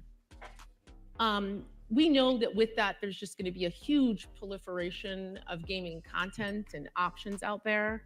So that leads us very naturally to the next layer where we're investing a lot, which is around discovery and making sure that people can really be matched with the game experience that we know that they'll love, and that a whole range of creations can be discovered from the biggest games, but also from something novel and new that you may not have intuitively known to look for, but you're going to love if you experience it.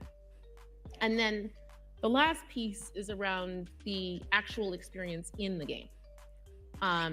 Engagement, delight, playing through and having a fun time, not getting stuck, all the things that come with that, so that you can get really the most out of the game experience. So we are early in this. As I said, you'll see us share things, and things will come out during the course of the year, but our focus just really continues to be on keeping player at the center, keeping the developer at the center, and how AI turns up in Great. gaming. Xbox President Sarah Bond, thank you so All much right. for your time. All right. Well, the last question He just lost his head. for that interview, I guess, was artificial intelligence in gaming.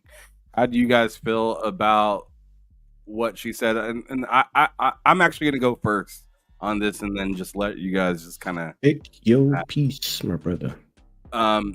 So with what she's been saying, there's a couple things that I noticed. One of them was getting through the game and not having the stress.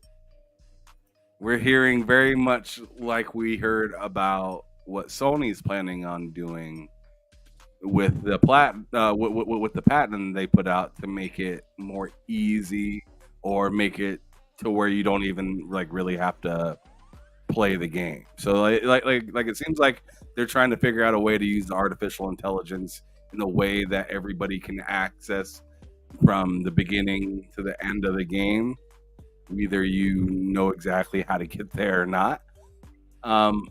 Another thing that I thought that was pretty interesting that I took away from what she said was how they're going to essentially be using AI as a tool for marketing.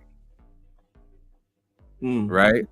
So and I'm wondering how deep that goes, if it's just going to be within said ecosystem, or if it's going to be based on like search engines and stuff like that they own as well, like Edge and stuff like that. And if you have, your Microsoft account attached to your PC or to your phone, and you use Bing or something like that, it's going to advertise, hey, you're a Souls player? Well, guess what? Elden Ring. Guess what? We got this game. That's right me. here. We have that game right there. So I'm really wondering how they're going to implement that with marketing on whether if it's going to be within the actual ecosystem of consoles, PC, and yada yada, or if it's going to be on a large scale to where it's just anything that they own is now advertisement for what you'd usually for the games that you'd usually go for. Because I remember back when Psychonauts came out, like you damn near couldn't go anywhere that was Microsoft owned without seeing Raz or something like that.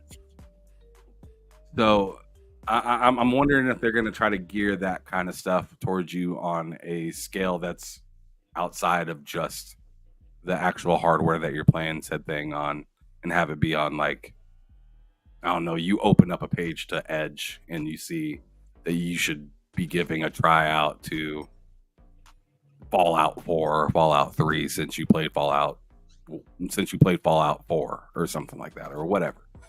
So that's my initial reactions to what I've seen with that. What do you guys think?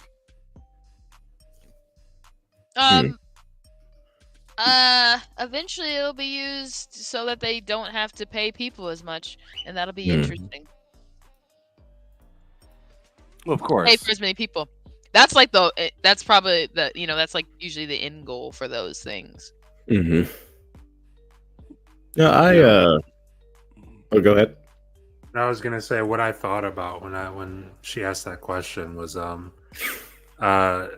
it's funny hearing Sarah Bond's answer, because what I thought about was, who's the dude from EA who just came out and said that there's a real hunger in game development for the use of AI, and I was just like, okay. It's like, okay, all right. It was just interesting to hear him talk about that, and then this question get asked to Sarah Bond like immediately after that statement comes out. I totally off topic, but in the last Fallout clip I just saw, I don't know what Ahab did, but he got annihilated in that Fallout footage. But AI and gaming. Where do I want to go with this? So I follow a lot of the artists and stuff like that, and seeing AI being used when it comes to creating art, animations, what have you, there's a group of people that really don't like that part of it. And when I think about AI being used in gaming, it's one of those, I can't find the best word for it, where you understand it can help with the development cycle in terms of shortening the cycle over the hardships they have and speeding up the process, but it's also how much of it do you want in the process to where eventually the developers aren't really being, like, the actual human developers aren't being needed anymore. So like, yes, I as the consumer, maybe I'm getting more games, but understanding that, yeah, the developers aren't really needed anymore, you know, it's getting in the way of developers being able to create games themselves. Is kind of a double-edged sword essentially. And I'm just curious to see how it evolves in the gaming ecosystem, because I'm yeah, like, hey, yeah, you can get this stellar product and you cut costs dramatically by cutting your staff. And you know, it's like I said, it's a double-edged sword. I know who was it, Asmongold? I think he had said something along the lines talking about AI being used, and I think it was still again related to the AI art of things, but the average consumer, they won't care how the game is made. As long as the game is made, that's all that matters to them. So again, for me personally, I'm not a fan of AI getting in the way of taking, you know, being the ones that's actually developing it and not the actual developers. Because that's one thing I personally always like, the idea of, like, man, what was the thought process of making this game? What made you want to go with this aspect or design this part or write the story this way? And if it turns into we just dumped into the AI and figure it out, that takes some of the enjoyment away from playing and experiencing video games when you just drop it to ChatGPT or whatever AI software and it just spits it out for you. So at least for me personally, it's just gonna be mixed bag. Now, when she was talking about marketing, I kind of looked towards was it Sora? I mean, marketing such as making graphic material, artwork, art pieces, whatever. You can use AI to create artwork for that. When it comes to video work, you can use AI to create the marketing push for you for your video projects. You were saying, Ham, when it comes to utilizing in the search engines, I know they have their Microsoft Copilot that they're using, and they're looking to implement it into like their Words, their Microsoft Office, and use it there. So it'll be interesting to see how it's used on the marketing side thing. Like I said, whether if it's AI generated artwork and video pieces and stuff like that, instead of having somebody, you know, animate awesome CGI. I look back to, freaking out to get too off topic, but I look back to one of the amazement things for me is seeing, I don't play WoW, but those amazing World of Warcraft trailers, and again, knowing people made that, you're like, oh, we just dropped it into Sora and Sora put it out, you know, again, what I was saying takes away the magic on it. And the last thing to talk about on utilizing it in the actual gameplay side of things for players. I mean, I think it's cool because Loke's familiar with Cerebro or Paul and players that have difficulty playing through games because of disabilities, and even not even just that, just personal skill that affects how they can get through the game. So that aspect of saying, like, hey, there could be systems available for people similar to, like, hey, you can set the game easy, normal, hard, whatever, but there are systems that we'll be able to incorporate to help players get through the game. That's interesting to understand on how that could be utilized to, again, make gaming more accessible. And I know I said that was the last thing, but another thing that I am interested in learning, though, or seeing, is how AI could be used to make worlds feel more alive instead of like open world games. And, you know, we somehow design it to where conversations can feel more natural or evolving. You look, and the game world just feels more alive that way because of how they utilize AI systems. So it doesn't feel, you know, stagnant, especially for open world RPG games. There's a way, I don't know how it's going to work. I'm not a developer or anything like that, but just imagine like a game, like the NPCs are actually like unique, and you can have a bit more diverse conversations with. I know that's definitely going to be something like, how does that work from the player perspective? Like, unless there's some type of, I know Dead Island had like a way you could use Alexa to talk to the game. So, but pretty cool.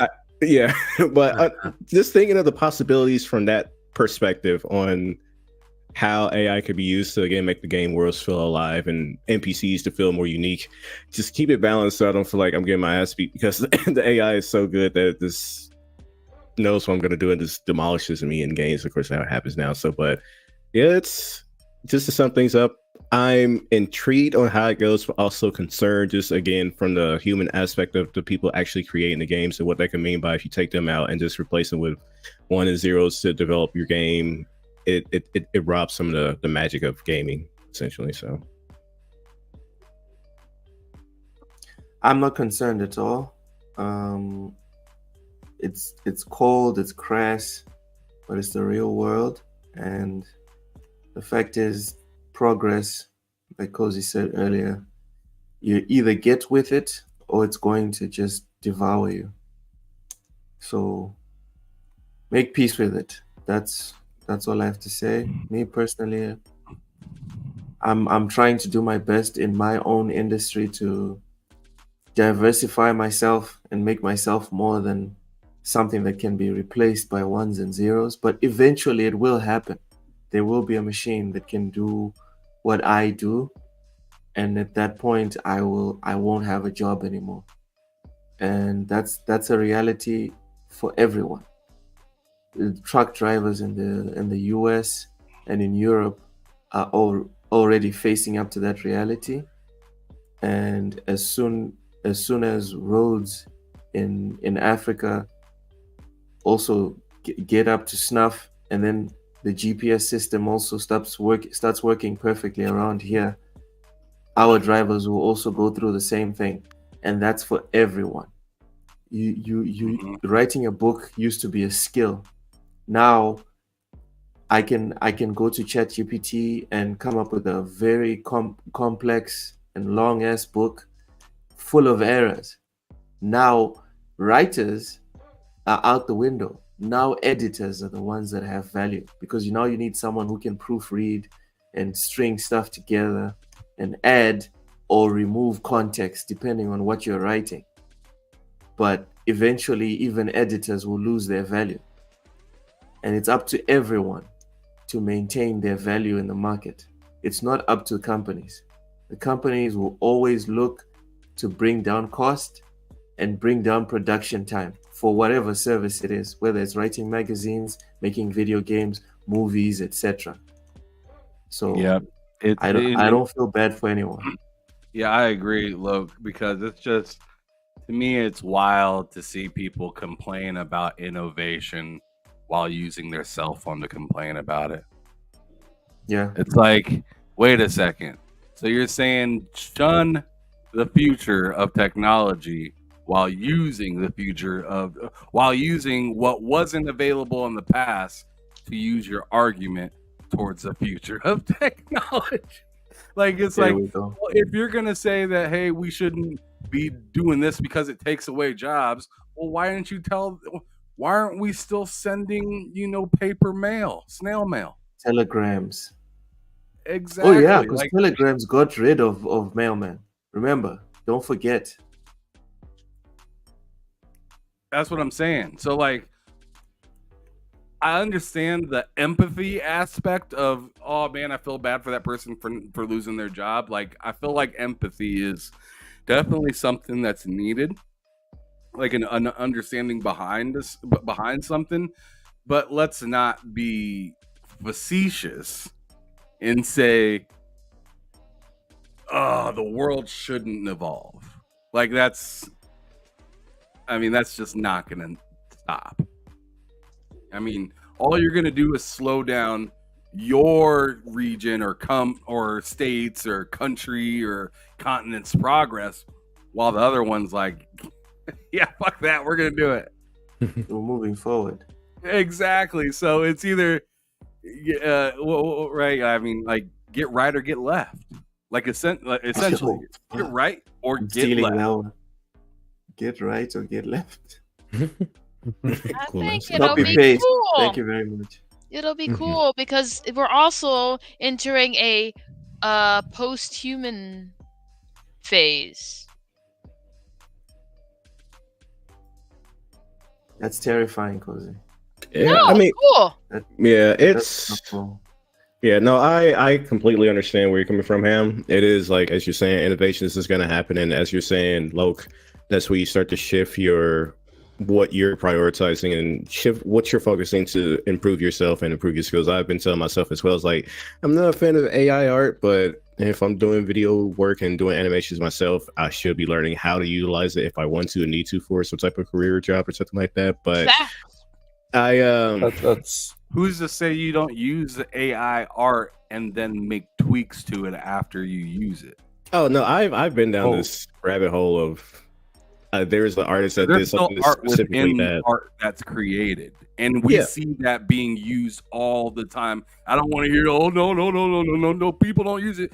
Man, the beat that I heard from that song last week or something like that, I'm like, man, that motherfucker came out 50 years ago. You know what I'm saying? Like you ain't the first motherfucker to use that beat. I mean, I ain't gonna lie. I heard an AI SpongeBob rap, and I was like, "This should go hard, bro." But no, this is one of those. It's a double-edged or double-edged probably isn't the best word, but because again, as you're saying, innovation is going to happen. We see now with layoffs and people being upset about layoffs, but as I said, that's more so the ones actually affected by it and the hardcore that are in the know of the news, hearing these layoffs and not being a fan of it. The average consumer, they don't care. They got a game coming out, so that's the end of the day. So again, we're going to see innovation, and we're going to see, depending on how far things go, we're going to see even more layoffs, and people are going to hate that. But hey, if your games come out faster, sooner, but the sucky thing is that we know if the AI works and it gets to putting these games out, we know that price drop ain't gonna go down. We know them prices ain't gonna drop. I mean, they don't need to. They don't need to. They're gonna be dropping $70, and they're cutting costs by cutting people. What's going to be amazing is you're going to have a class of people, like the games are either going to be free and they're just going to advertise to you, and you're just going to accept that and play them. You're going to like play old games if you can, because the free is going to be the future. Basically, you're going to have a large unemployed population, and you're just going to need to satiate them with games. It's Wally. So. No, it's not going to be that fancy because you'll be living in you'll have your headset on and living in some slum somewhere. It's going to be the reality is Ready Player One. Ready Player One is going to be the future. That's going to be the future. Ready Player One is literally going to be the future. Idiocracy. And do the adjustments. It's already winning right now, Idiocracy. But yeah, I mean people, but Ready Player One will definitely be the future where you just have people plugged in, playing their games, and there's not going to be anything else. There's not going to be jobs or whatever. So the thing is, you just need to adjust accordingly. Plan for that. And eventually, because of the way the population is going, you're going to have the population drop off anyway. So it won't really matter. You guys, y'all stop talking. I don't know what's going on that side. Smart people aren't having kids. Or having kids with us. Well, yeah. No, there's some truth in that. I mean, ultimately, I just look at it the way it is today. It's another tool in the tool chest for devs to use. We're a long way from AI writing games that will entertain humans. All you have to do is look at. Books. Yeah, no, there's a long way to go. The problem is AI is just not that smart yet. Yes, we need real AI. Yeah, this is kind of like fake AI at the moment. Yeah. Once it can really think and turn itself, or train itself, then there's more to worry about. Right now, it's only as good as the model that humans create for it to work from, and it's quite lacking at the moment. But ultimately, I look at it, at least for the foreseeable future, the next 5-10 years, it's still going to just be a tool in the tool chest. And another layer to that it doesn't mean we don't plan for beyond that. But with the use of AI making things easier, the other layer to that is, there's going to be a desire for some of these smaller creators that the games that these big companies aren't going to make. Vampire Survivors would have never come from a big company. Yeah, true. No, that's you're exactly right in terms of it's going to be a while before it gets to creating on its own, and it is a tool. And as you're saying, imagine the studio that's like, hey, we're only 5 people strong, and the AI makes us feel like we're 20 people strong or something like that. So. Yeah, exactly right. You'll be able to Right. have much smaller teams produce much larger projects that would have maybe. So the reality is you'll have the potential for thousands of small independent studios to be able to produce high quality content. All I want to say is RIP to the Steam store and PlayStation and game being flooded with all these other games and curating lists. And it's that's unless they find a way to improve it, it's gonna go downhill. But can you imagine people making games like Remnant 2, for example, with AI? That would be delicious. Making it much better. No, you could theoretically use AI to create a storefront too that's much more simple, and depending how you want to do it, DRM could become a thing of the past as well, or it could be integrated in different ways that you don't need stores like Steam, Epic, and the like. Maybe the DRM's in blockchain or something like that. Ubisoft like get rid of. Sure, like there's so many different avenues. As much as it could benefit larger organizations, it could also be a detriment to them because it will open doors for independence. Mm-hmm. Oh, that's a solid point, actually. Or maybe they will be like, oh, we see the cool indie teams. Jeff, Sunday, make us something. All right, thanks, Jeff. Just leave it up to Jeff. But... yeah. Shout out to Jeff. Good old Jeff. I've always liked Jeff. I'm sorry. So anyway, yeah, that's pretty much all I got. Such a bootlegger Jeff is. New record for the show, I think. Let's go on ahead and move on to the last few topics because we've been here for like 3.5 hours. Oh, I just took the time. Oh. Yeah. I'll be right up. I'm gonna have to leave in about 10 minutes. Fair enough. I think that's where we should kind of call it here in about 10 minutes. But I want let's you just to call make it. sure to get. I want to make sure you get your topic, Mental, because you brought a topic to the table, and if you provide that, I think you should be able to get that opportunity. And if you want to talk about a couple, local, I'm more than happy to stick with you to talk about a couple more. If you find, don't have what you call it, so. I just think that this topic in particular is still pretty important because it's wild that like I thought this is mitigated, and then I sit here and look at the article, and it says it was produced yesterday. Mental, this is your topic, please. The floor is yours. Man, it's I think at first big win for the PC community to keep all the people that bought the game alive and playing. But I find this somewhat disturbing that Sony would elect to restrict sales in these countries. And then we find out too, I just saw before the show that countries are being restricted even from buying Ghost of Tsushima on PC through the Steam store. So it does beg the question, what is Sony's strategy here and why are they doing this? Because they have said it's going to be optional. Ghost of Tsushima PlayStation account is optional. Why can't you buy it in these 177 countries where there's no easy access to create a PSN account if it's optional? So that's, I think, a bizarre situation to come out of this, is that they're still restricting those sales. And I'd like to know why. Inquiring minds want to know. Because those countries don't exist. Well, it kind of seems that way. Steam thinks they do, but Sony apparently thinks they don't. It's because of a and I find that disturbing. Philosophy. There's a very different philosophy. The Steam dude, wasn't he like the one who famously was talking about how games like pirating was an access issue? Yeah. So a lot of these companies, they really think like, they have a very dim view of smaller markets of other parts of the world that aren't like, Japan, US, Canada,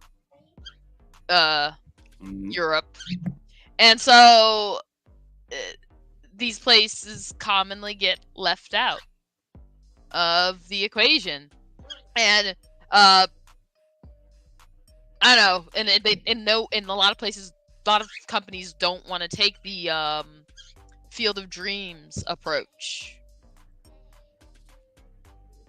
They just, build something for them. They'll come, but they don't. They just like. Yeah, I mean, you'll never stop piracy. Like, where there's a will, there's a way. But I mean, ultimately, people tend to not pirate if going legit is just way easier and accessible, and the price makes sense to them.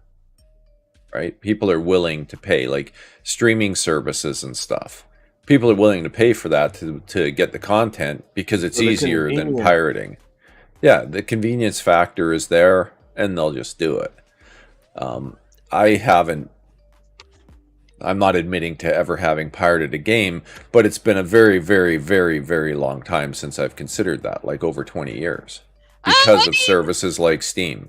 I used to it just makes it easy. I admit I used to say I have occasionally in the past. A try before buy scenario, for instance. I'm not even. But now you have try before buy. Well, for me it was, generally speaking. But there was, now you have services like Game Pass and stuff that makes that try before you buy a little easier. I also think personally for me it was more of like trying to even find games.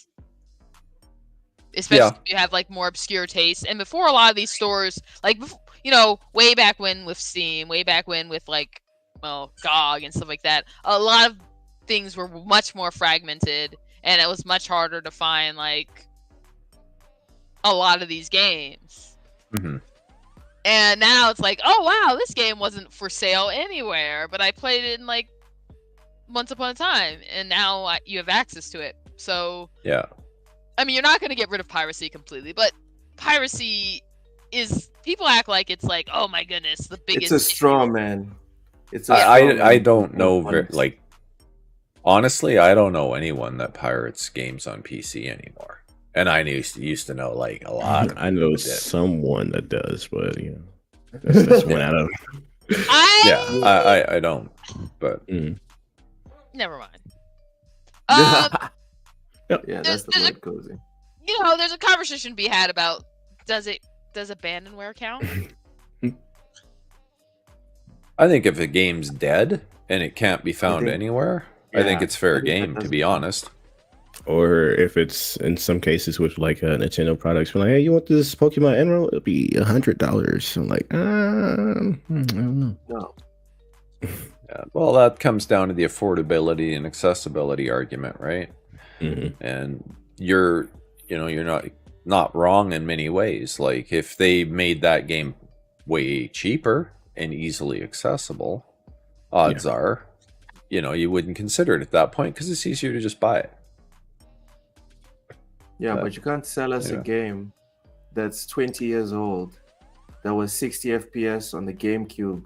Now it's 30 FPS on the But Switch. they can. And you're calling it, and you're still charging us $60. But they can, and they do. That's and insane. They have, and they will. You know why? Because people buy it. True. I actually have to hand it to them for being like, we stand on selling business. Yeah, they stand on business. But to Nintendo's credit, because of the way they make games and their very game-centric first philosophy, most of their games, they are playable still. Yeah. I'm really hoping, like, with seeing this headline, like it's not great. I know as many people like to think that, Ham Solo likes Xbox, he must want PlayStation to fail. No, this is just not a good look. Like, this is what I'd like to see is them saying, like, I just feel like they should get ahead of this. If they're planning on opening Sony like PSN accounts in other countries or something like that. Like, say something. Like in this situation, I feel like you have to say something where it's like, hey, we plan on opening more territories in the near future, or tough. This is what we're doing, and we're standing on it. But this is just this whole mixed messaging thing. This whole mixed messaging thing is what we. I can't say what I want to say. PlayStation doesn't do mixed messaging, Ham. This They whole just mix, don't talk. this whole mixed messaging thing to me is the same issue that we had with Xbox the last several hours of us being on the show, and it's just like just come out and say what the fuck it is and stop fluffing and stuff like that. Because you came out. Look, hold the fuck on. Oh. Every time I'm speaking, you're yelling on top of me. Just a second. I'm more than happy for you to argue back, but like, I'm just saying, like, if you want to do something, like, why come out and say, "Oh, I'm sorry, we didn't mean to do that," and then seem to be walking it back just for this to be here, linger today. And that's what I'm saying. Like, there no like Xbox isn't better than Sony. Sony isn't better than Xbox when it comes to just flat out just saying what the fuck something is.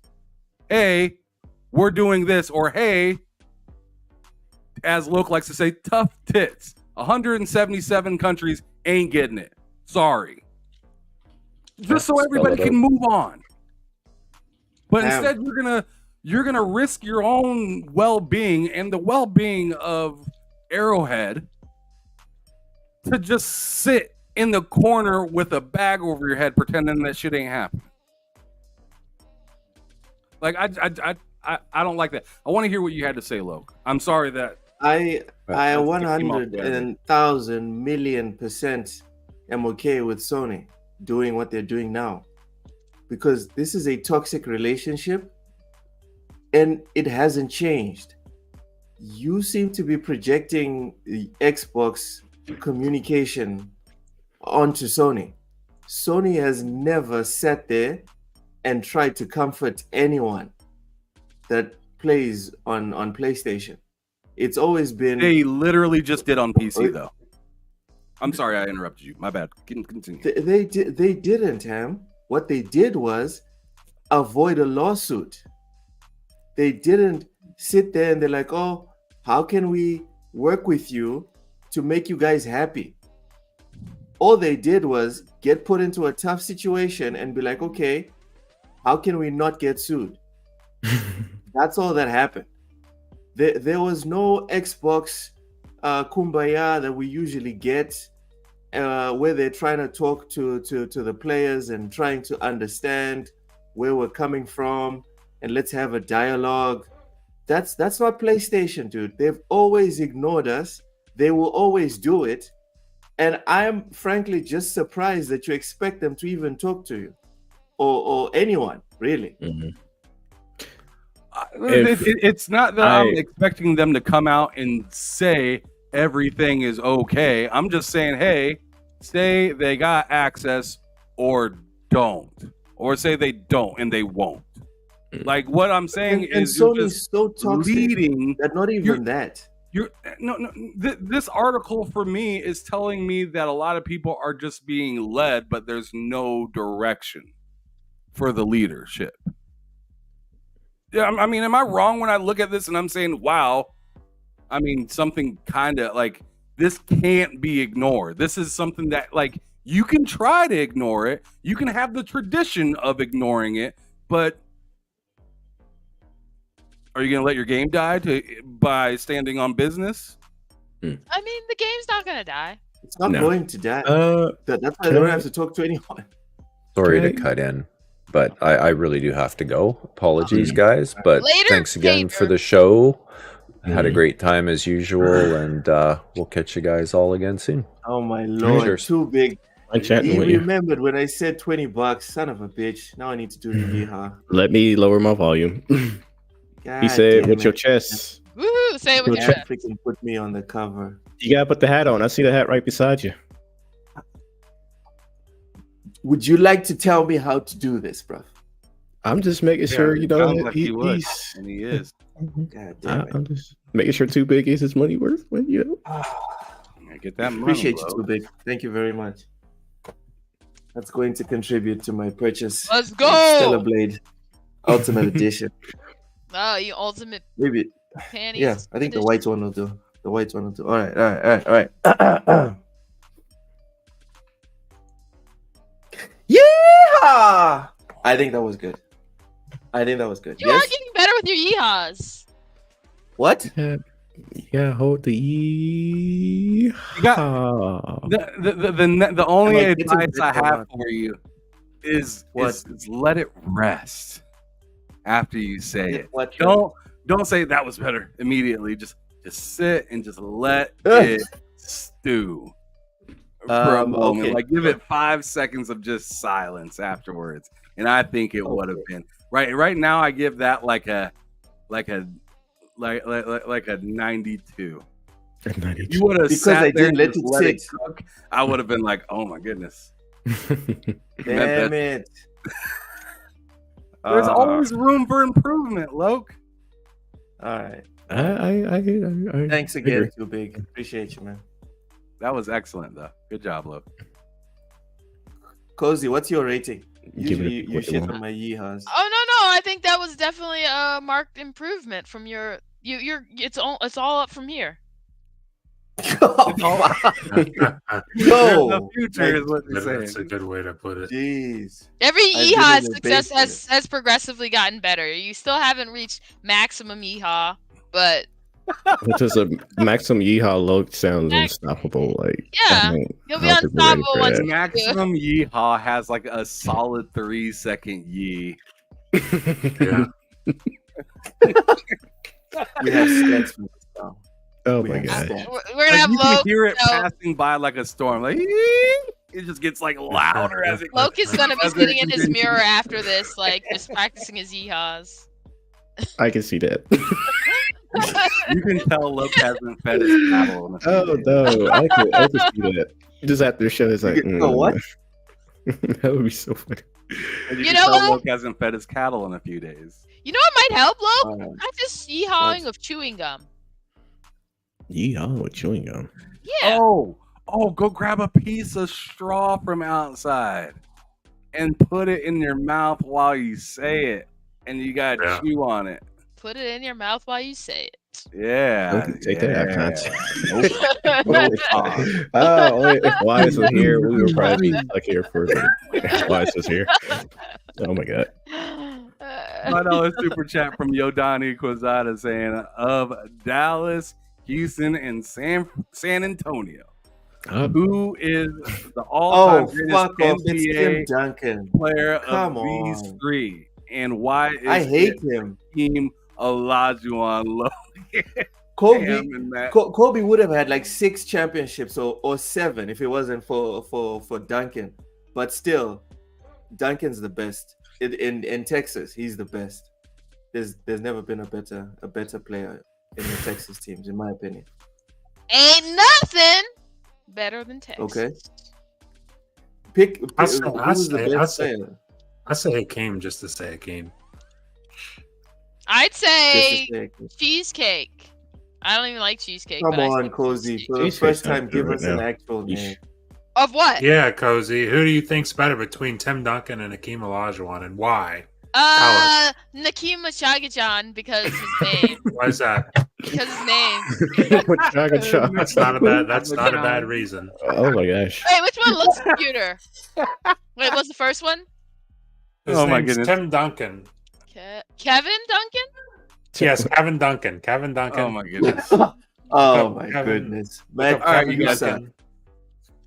You guys, with that, we gotta Kevin get the heck up out of Hey, here. it's not Kevin Duncan, That's is it? fair. No, it's not. it's not. It's Tim It's Duncan. It's Tim Cozy. Duncan. Okay. Timothy Don't Duncan. let her I pick. don't sports, so I don't know what's going I on. think Tim wins. Okay, In Tim terms Duncan. of no. And what's the other But Hakeem- dude? I Hakeem's don't know how to dark say his skinned, name.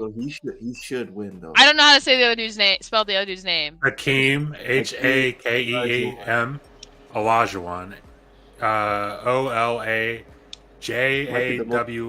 I think. Hakeem OL. Oh my goodness. Just type in OLA and it'll come up. I think Ah, okay. Hakeem the Dream. Yeah. There you go. Oh, you know what? I've heard of this dude's name before because he's in some song. He's one of the best players to ever live, Cozy. I would Yeah. expect you to have heard of him. He has a picture where he plays in goggles, so I'm gonna go with him. Smart choice. So Tim Duncan uses whatever.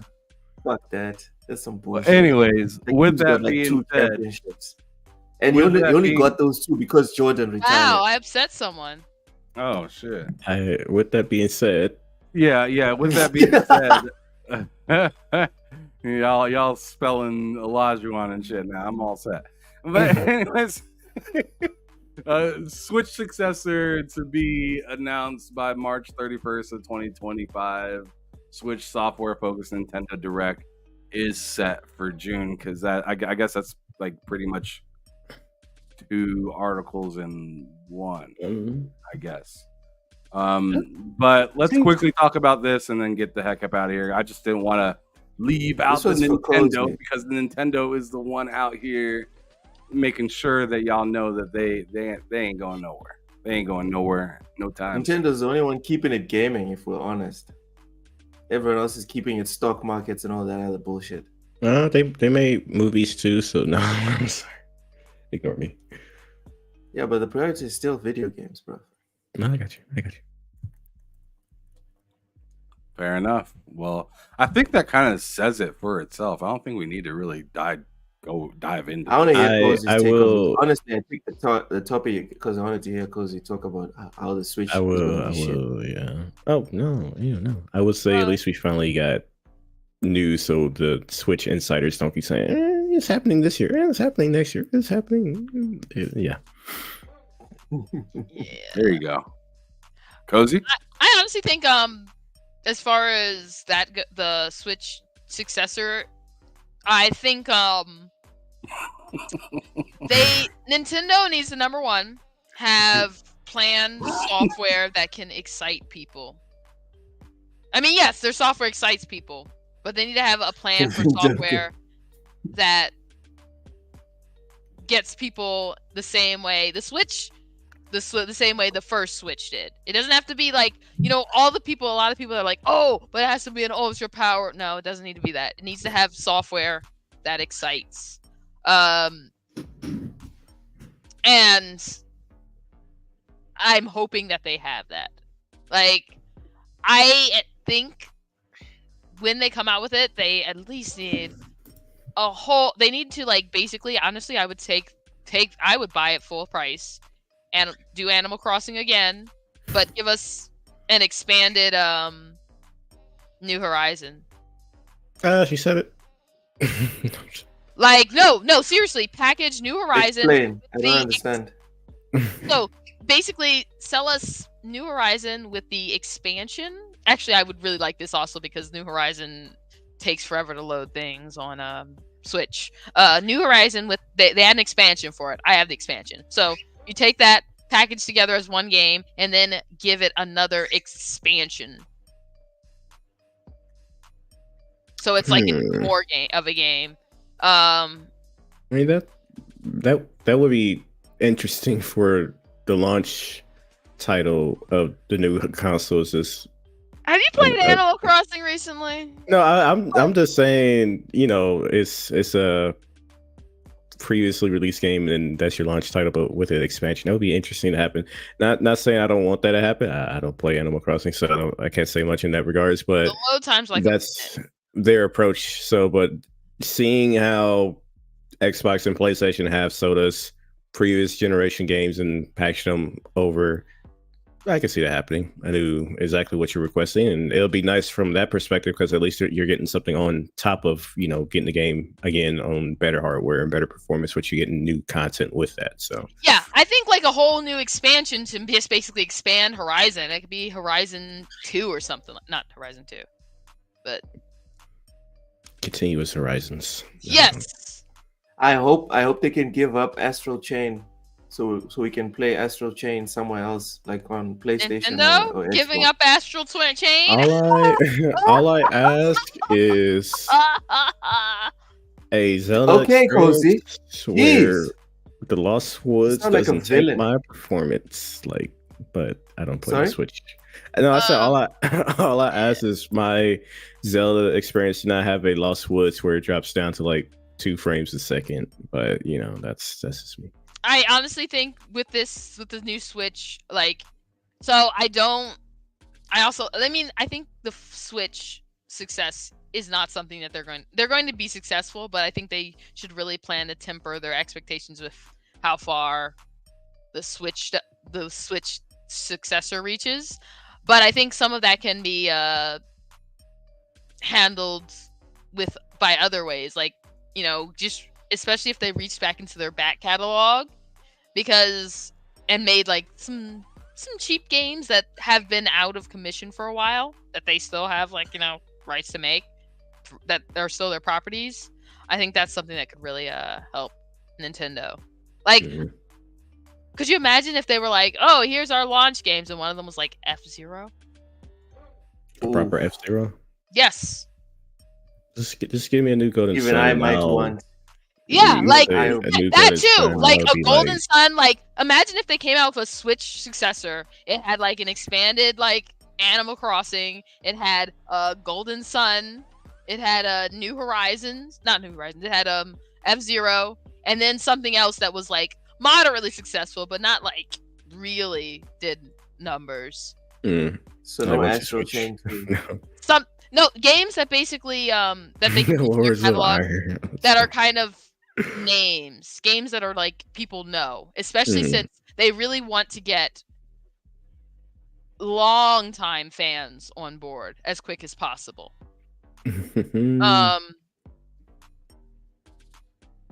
Not because obviously you're going to have Switch was reached outside of its typical audience once again. That's what made it so great. But they need to have software that can initially get long time fans to jump on it. That's fair.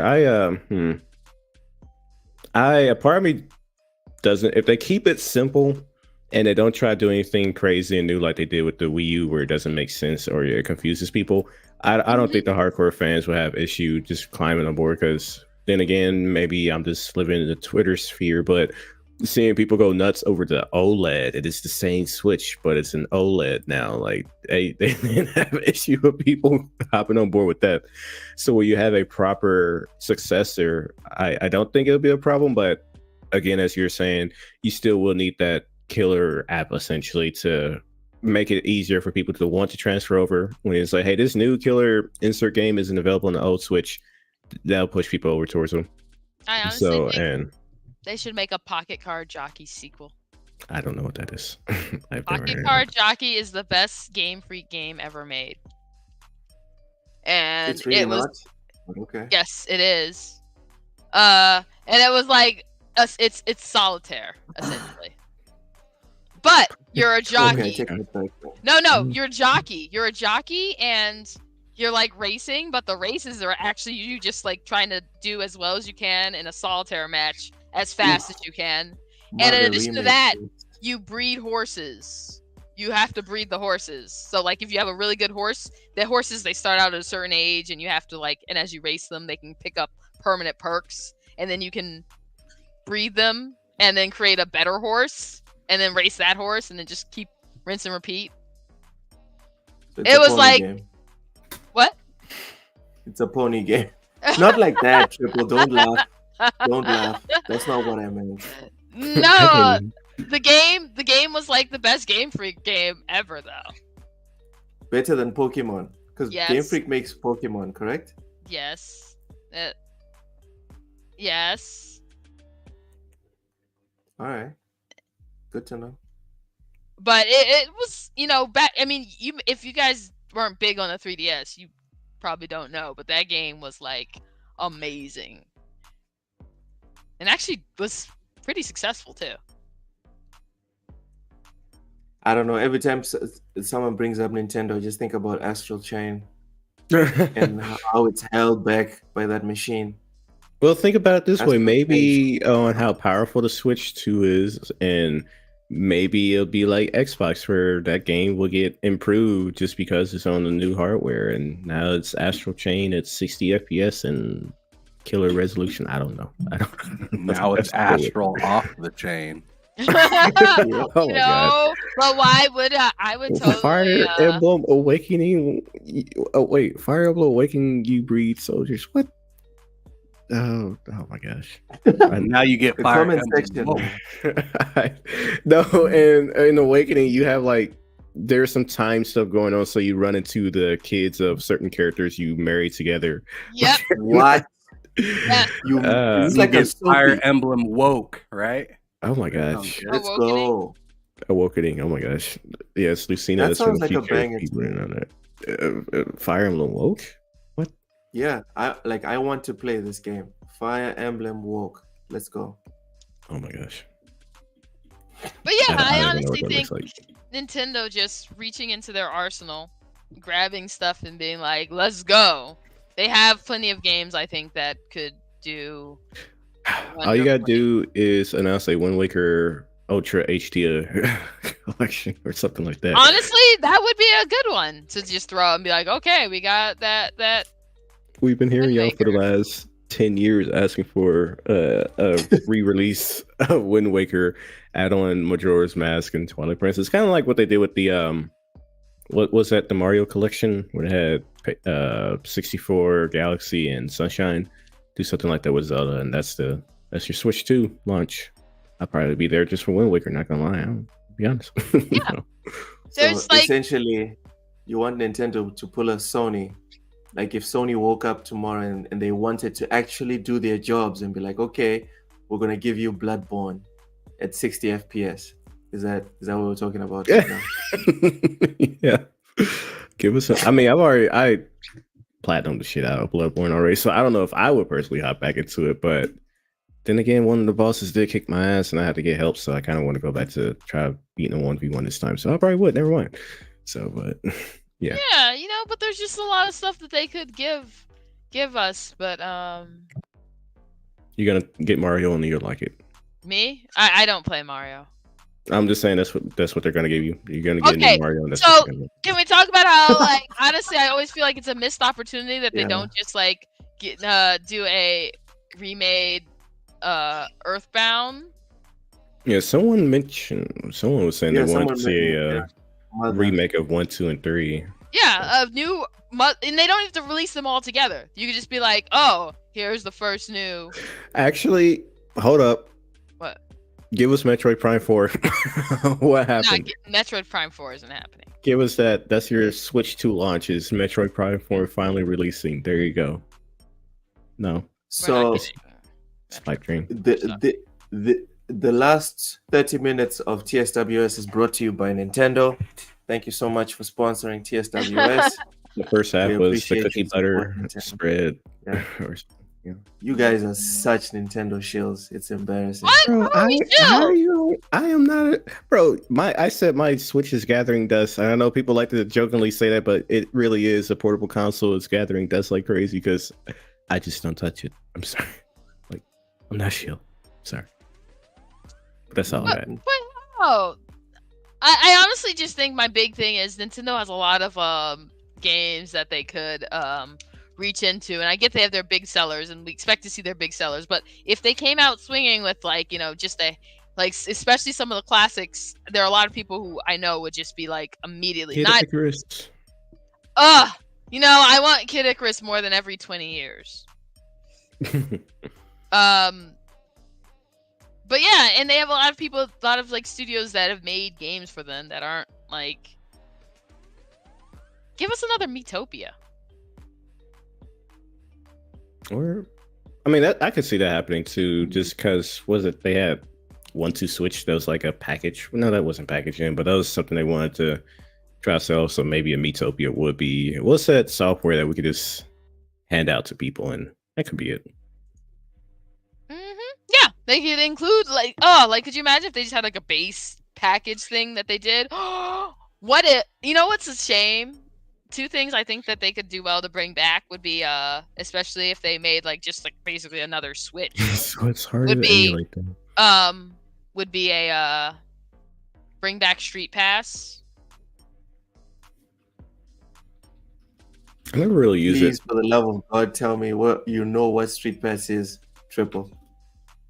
Yeah, on the 2DS or 3DS when you have it enabled and you pass somebody on the street and it's like, oh hey, they're me, you're me, or something like that. I rarely use it myself. Yeah, you had a Street Pass lobby and it was like an app, and like you would just enable it. You'd create your own little me, and you would have like what game you were playing, and then when you walk past someone else who had it enabled, it would exchange information, and so then when you open it, you'd get this little green light, and it was like the best thing ever. Like this little green light would pop in the corner, like, oh, I got a Street Pass, and then when you open it up. Sorry, what were you saying? No, the only thing I was gonna add on to this is, can we get a better online system, please? Do away with friend codes and not have to use an external app to do voice chat. Admittedly, I know that's still a problem, but aside from the software in terms of game, like hopefully make the Switch 2 feel more modern when it comes to, again, the social side of gaming with how Xbox Live and PSN is, and even Steam and PC. Switch is behind in that, Nintendo is behind in that regard. So hopefully they improve there as well as, the hardware side of things. But I don't see it being worse. Well, I don't want it to stay the same either. But yeah, I'm good on this topic. If Nintendo is behind on anything, I can't believe you just said that. And bring back the activity log that they had on the 3DS. I'm not gonna address that, Loke. No. Yeah. You're not. No. It was the best activity log you've ever seen. I'm mad that I actually don't know if I had to get a new DS because I think my screen died or something on my old one, so I lost some activities. I'm sorry that I had the wrong name. If the game is heavy, people would need a 5090 to emulate those games. I mean, probably, but where there's a will, there's a way. People will find a way to emulate it. So, and emulation only gets better.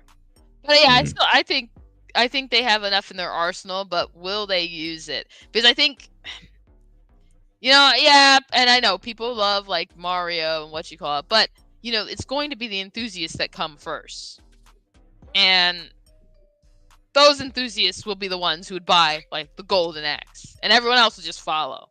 Mm-hmm. No, I got you. So, and as mentioned in the chat, someone said, "TW, you guys have hit Iron Lord status for having a 4-hour show." Wait, 4 hours? Have we been here for 4 hours? Yes. Go. No. Yeah, I hit Iron Lord status. Congrats. TSWS has become like the Lords of Iron. I'm sorry, the Lords of Iron. Let's go. 4 hours each. Yeah. But yeah. Yeah, we need to hop on out of here. I think Ham's already taken his leave of absence. I'm still here. Ham, you still there? Just eating dinner. All right. What? I'm getting me a pizza after this. I'm getting me a pizza. After this. Well, we can get out of here. Yeah, we should go. This was a fun one, though. Right. It was. I was just gonna say it was 2 seconds. It was fun being on the show. Definitely I know where you paused to that. on that ladder, huh? He paused right on that ladder. Oh my gosh. Triple.